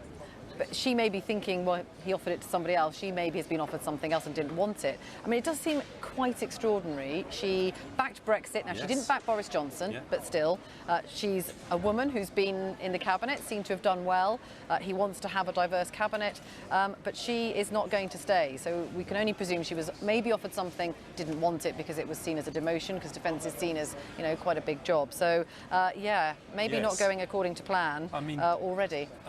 Are we just assuming that he would have been very keen to keep her for those reasons? I think so, yeah. I mean, I don't think there would be any reason to suggest that she would be sacked from the cabinet, as far as I can tell. I think everyone probably thought she would stay in that job. So that will potentially be seen as an early setback in this process. Yeah, and this is always the problem. You can have your plan in your room with all the names and the stickers, and they can move them all around. What you don't know is whether people are going to accept the job they've been given. I remember being here 3 years ago when Justine Greening went in to see Theresa May. She was in there about 5 hours because she did not want to be moved from education, trying to persuade Theresa May. Equally, Gavin Williamson went in as the Chief Whip, came out as the Defence Secretary, and everyone was, you know, he's managed to persuade her to give him the job. Everyone was absolutely surprised by it. So, you know, these things do sometimes not go according to plan, and then it leaves you a problem if he's trying to get a certain blend of Brexiteers, if he's trying to get a certain number of women.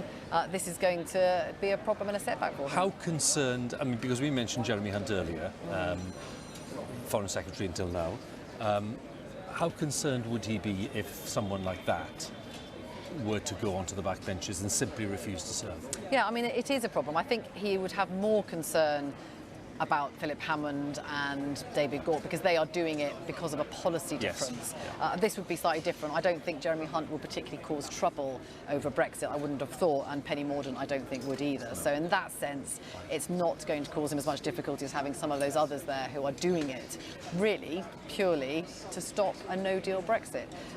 But yeah, I think he's going to now be looking at other people that he can promote. You know, if you're looking at the number of women, Priti Patel's name was mentioned in a press release, which went out from Team Boris. So she, I'm sure, will get a promotion, will come back into cabinet. I wonder about people like Nicky Morgan, actually, former education, who was on the Remain side of the argument, but got caught up in trying to work out this compromise, the so-called Malthouse compromise. So that was seen as her, you know, shifting a bit. I mean, she's very much against a no-deal scenario, but I do wonder whether she might be able to make a comeback. Amber Rudd, another one who quite dramatically changed her view about no deal a couple of weeks ago. Again, she may well stay in her job, I think. And just in non-ministerial jobs, let's talk a little bit about Dominic Cummings as well, because this is the man who was key to the Vote Leave campaign, who is now, in effect, the main advisor. There he is, inside number 10 just today. He becomes a figure who will attract a lot of attention. Yeah, and not all of it positive. Now, again, you know, these people divide opinion. Those who like him say he gets stuff done. He didn't only, you know, run the Vote Leave campaign, as it were. He worked for Michael Gove at Education, where those very big changes, controversial changes were brought in, but nevertheless, they did happen.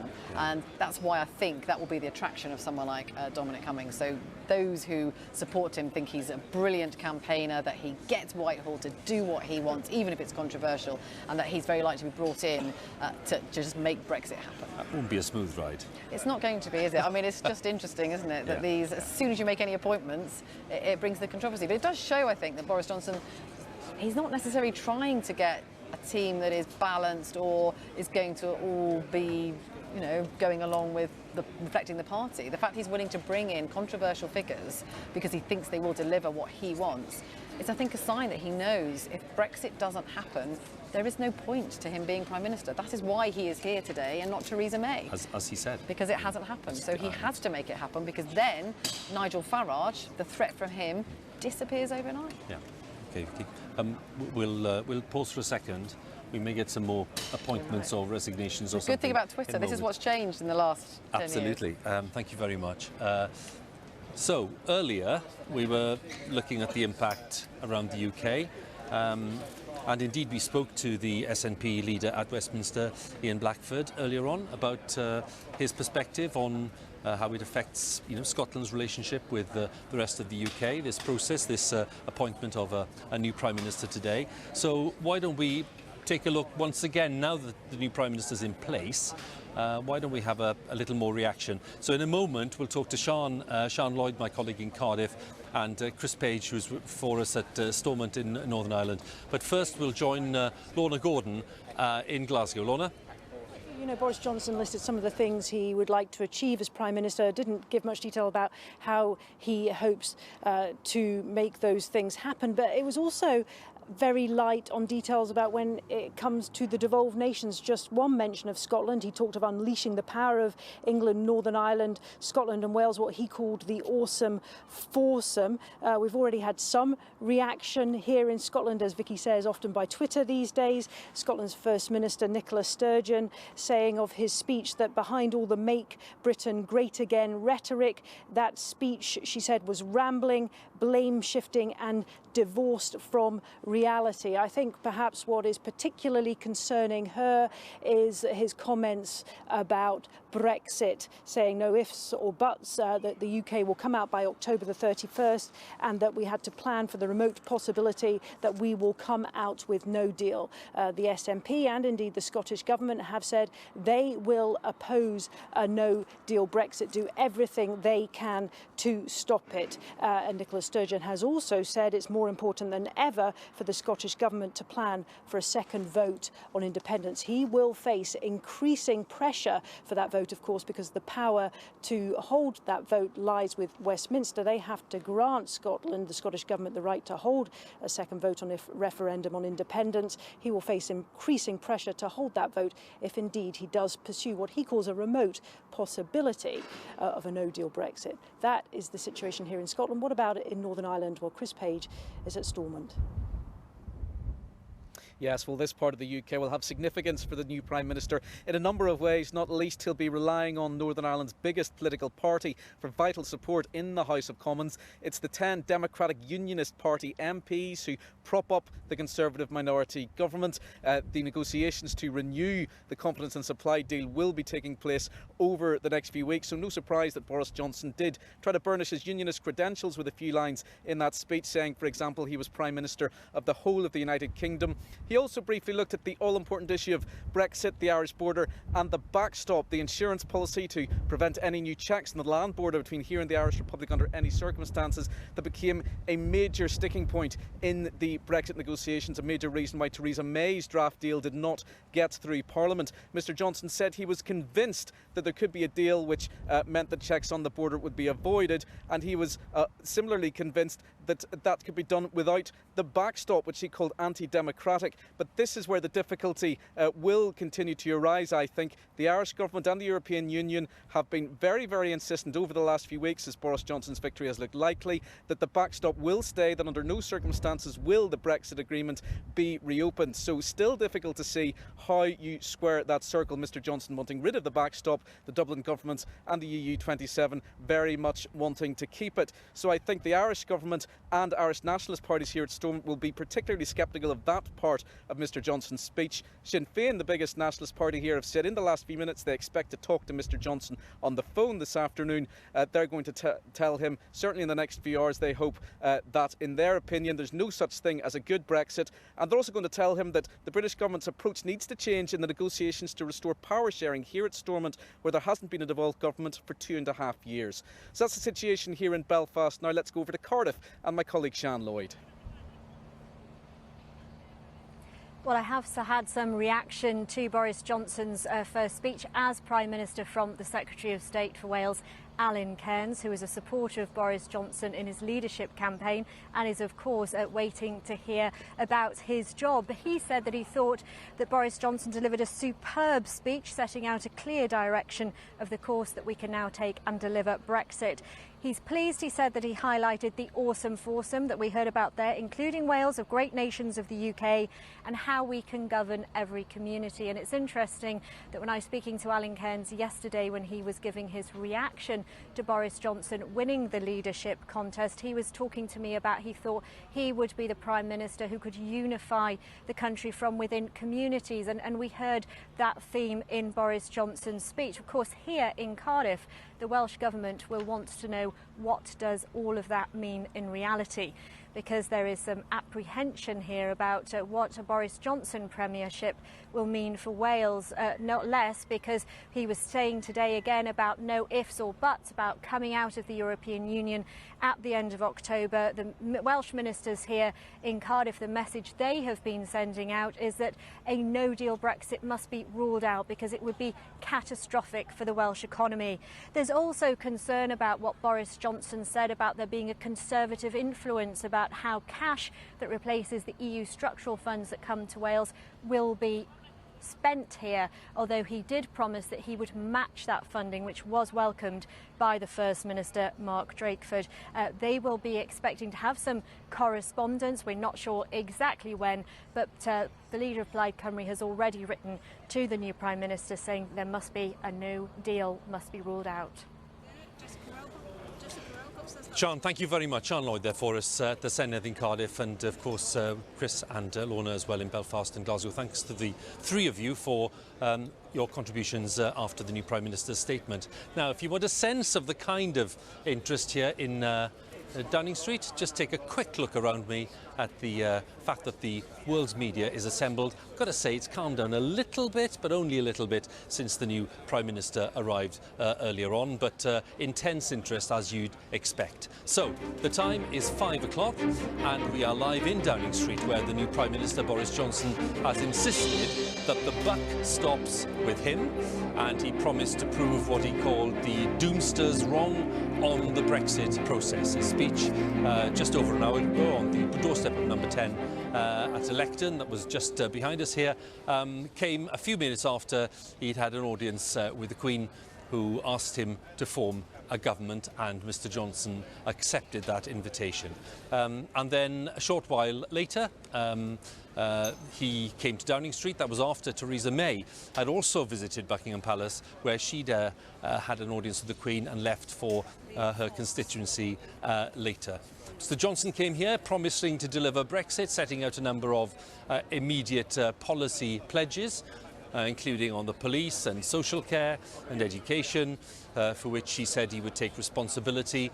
He declared he was convinced that the UK could make a Brexit deal, but had to be ready for all outcomes. But it wasn't all smooth running. On his way to the palace to be formally appointed, an unprecedented event in modern British politics happened, because the new Prime Minister's path on the way to the palace was blocked. The convoy was blocked by environmental campaigners. Vicki Young is our chief political correspondent, and Vicki's here with the latest for us. What do we have here? There's some more news about reshuffle. We've just heard, as we talked about just now, Penny Mordaunt, Defence Secretary, the UK's first female Defence Secretary, not in the job for very long. She is going back to the backbenches. We don't know the circumstances around that. I think it's possible that her job was offered to somebody else, and the one that she was being offered, maybe she didn't want. I mean, we don't know that, but I would be quite surprised that Boris Johnson would want to get rid of her from Cabinet. But we've also just heard Liam Fox has just tweeted to say he is also going to the backbenches. Again, not entirely sure what the reasoning is for that. I don't think we have that yet, but saying... So he was international trade. International trade, very much, of course, at the forefront of Brexit, a big Brexiteer, although one who supported Theresa May's deal very, very loyally. Again, has he been offered something else and didn't want it, or has he just been sacked? I have to say that a couple of months ago, speaking to someone on Boris Johnson's team, they were saying, even if you're a Brexiteer, that doesn't mean you're safe in the Cabinet. The pitch that Boris Johnson was giving to people, and I heard this, that he was saying this privately, is to the new guard, to the young 2015 intake, 2017 intake.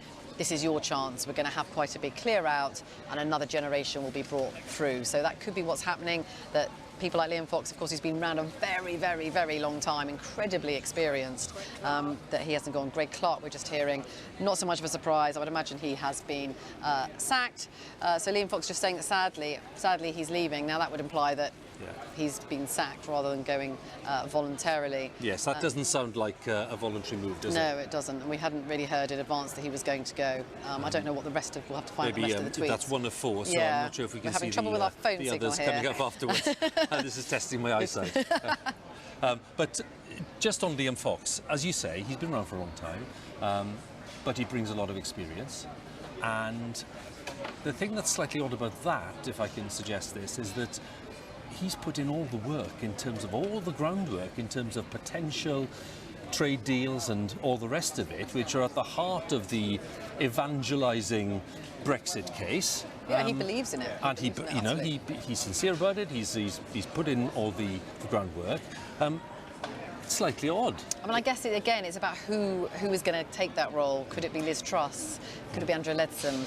It could be just another Brexiteer or someone who has signed up to it who is a fresher face. I mean, it's as callous as that sometimes, isn't it? It just could be that they think it's time for him to move on. They want to bring in new people, and you have to create the space. But I mean, it's looking like a pretty big space at the moment in terms of those who have decided to go or who are being removed. So, I mean, these are difficult conversations that Boris Johnson is having, and I think when previous prime ministers like Tony Blair has talked about, that they're the difficult ones. Yes. It's not the ones phoning up saying, guess what, I'm giving you a massive opportunity in your career. It's phoning up and saying, I'm really sorry, you've been serving for a long time, but actually I don't want you anymore. And that's a much tougher thing to do. OK, Vicki, if we get some more, we'll be with you right away. What I'd like to do now is to just consider the kind of Brexit timeline, because the new Prime Minister several times in the address today talked about, 31st of October, we'll be out of the EU, no exceptions. However we do it, it's going to happen by that time. That was the very clear message.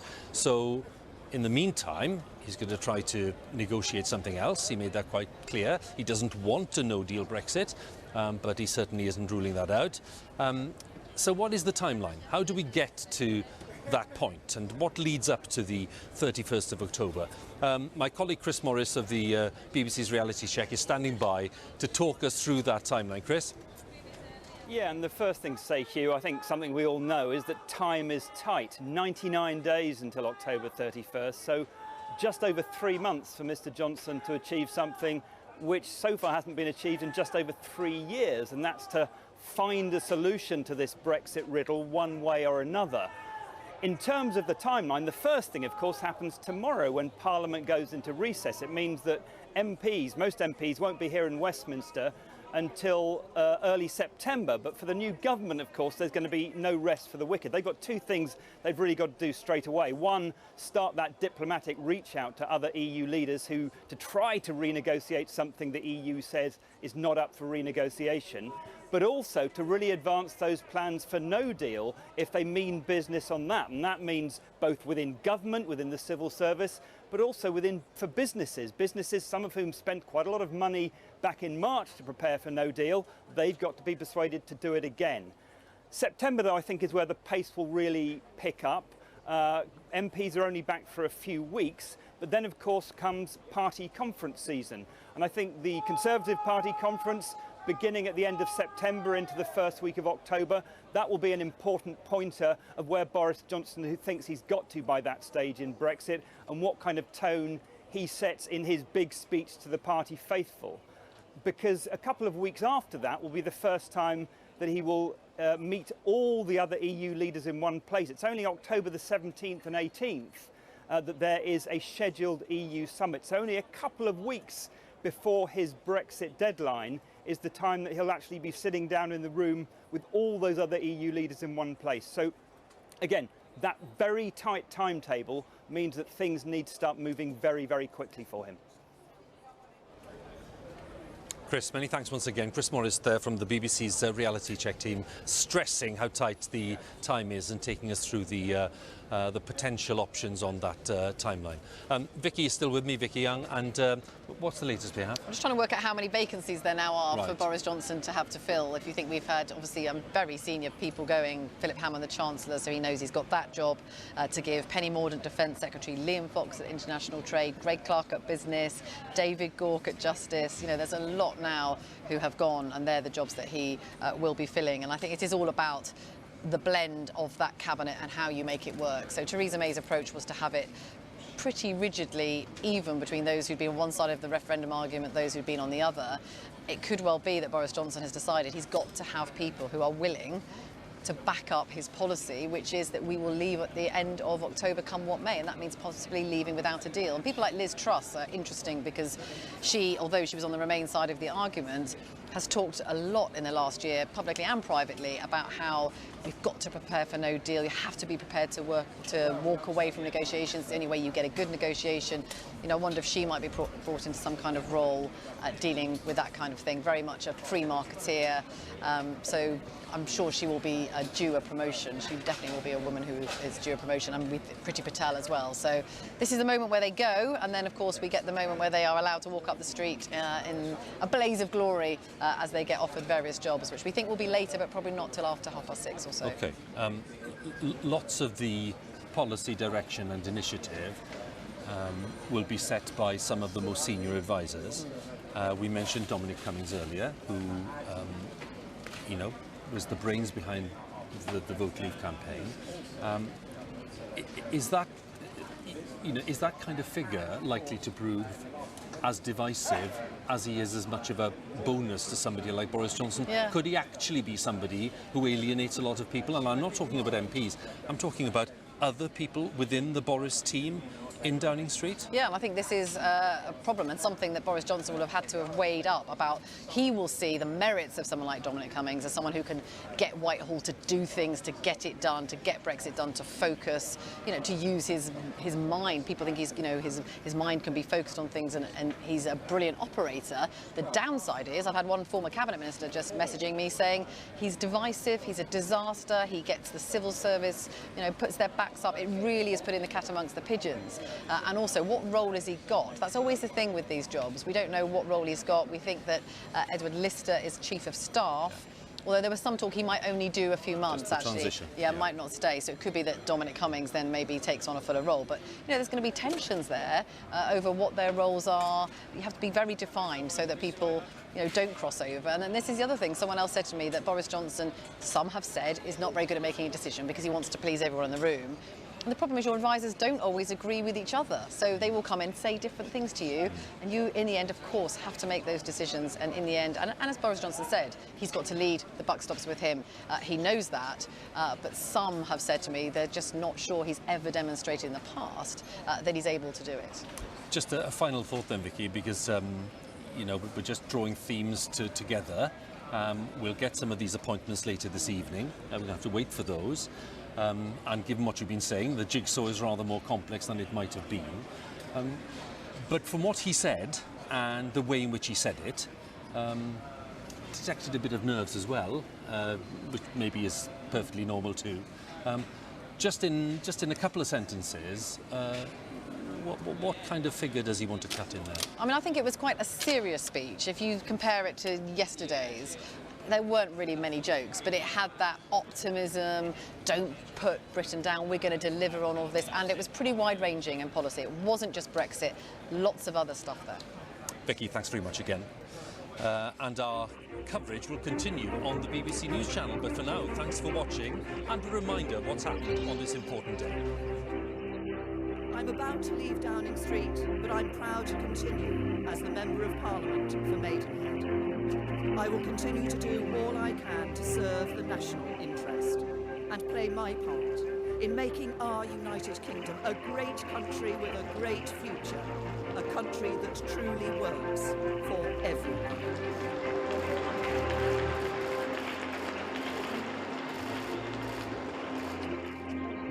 Cars leaving Buckingham Palace now, the police stopping the traffic. Her resignation complete. Cheers from the crowd.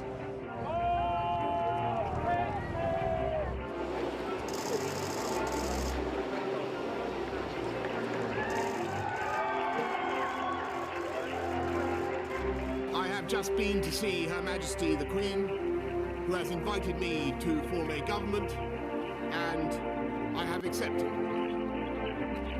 I pay tribute to the fortitude and patience of my predecessor and her deep sense of public service. But in spite of all her efforts, it has become clear that there are pessimists at home and abroad who will think, after 3 years of indecision, that this country has become a prisoner to the old arguments of 2016. I am convinced we can do a deal without checks at the Irish border, because we refuse, under any circumstances, to have such checks, and yet without that anti-democratic backstop. And it is, of course, vital, at the same time, that we prepare for the remote possibility that Brussels refuses any further to negotiate.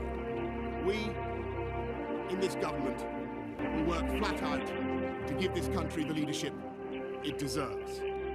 And that work begins now. Thank you very much.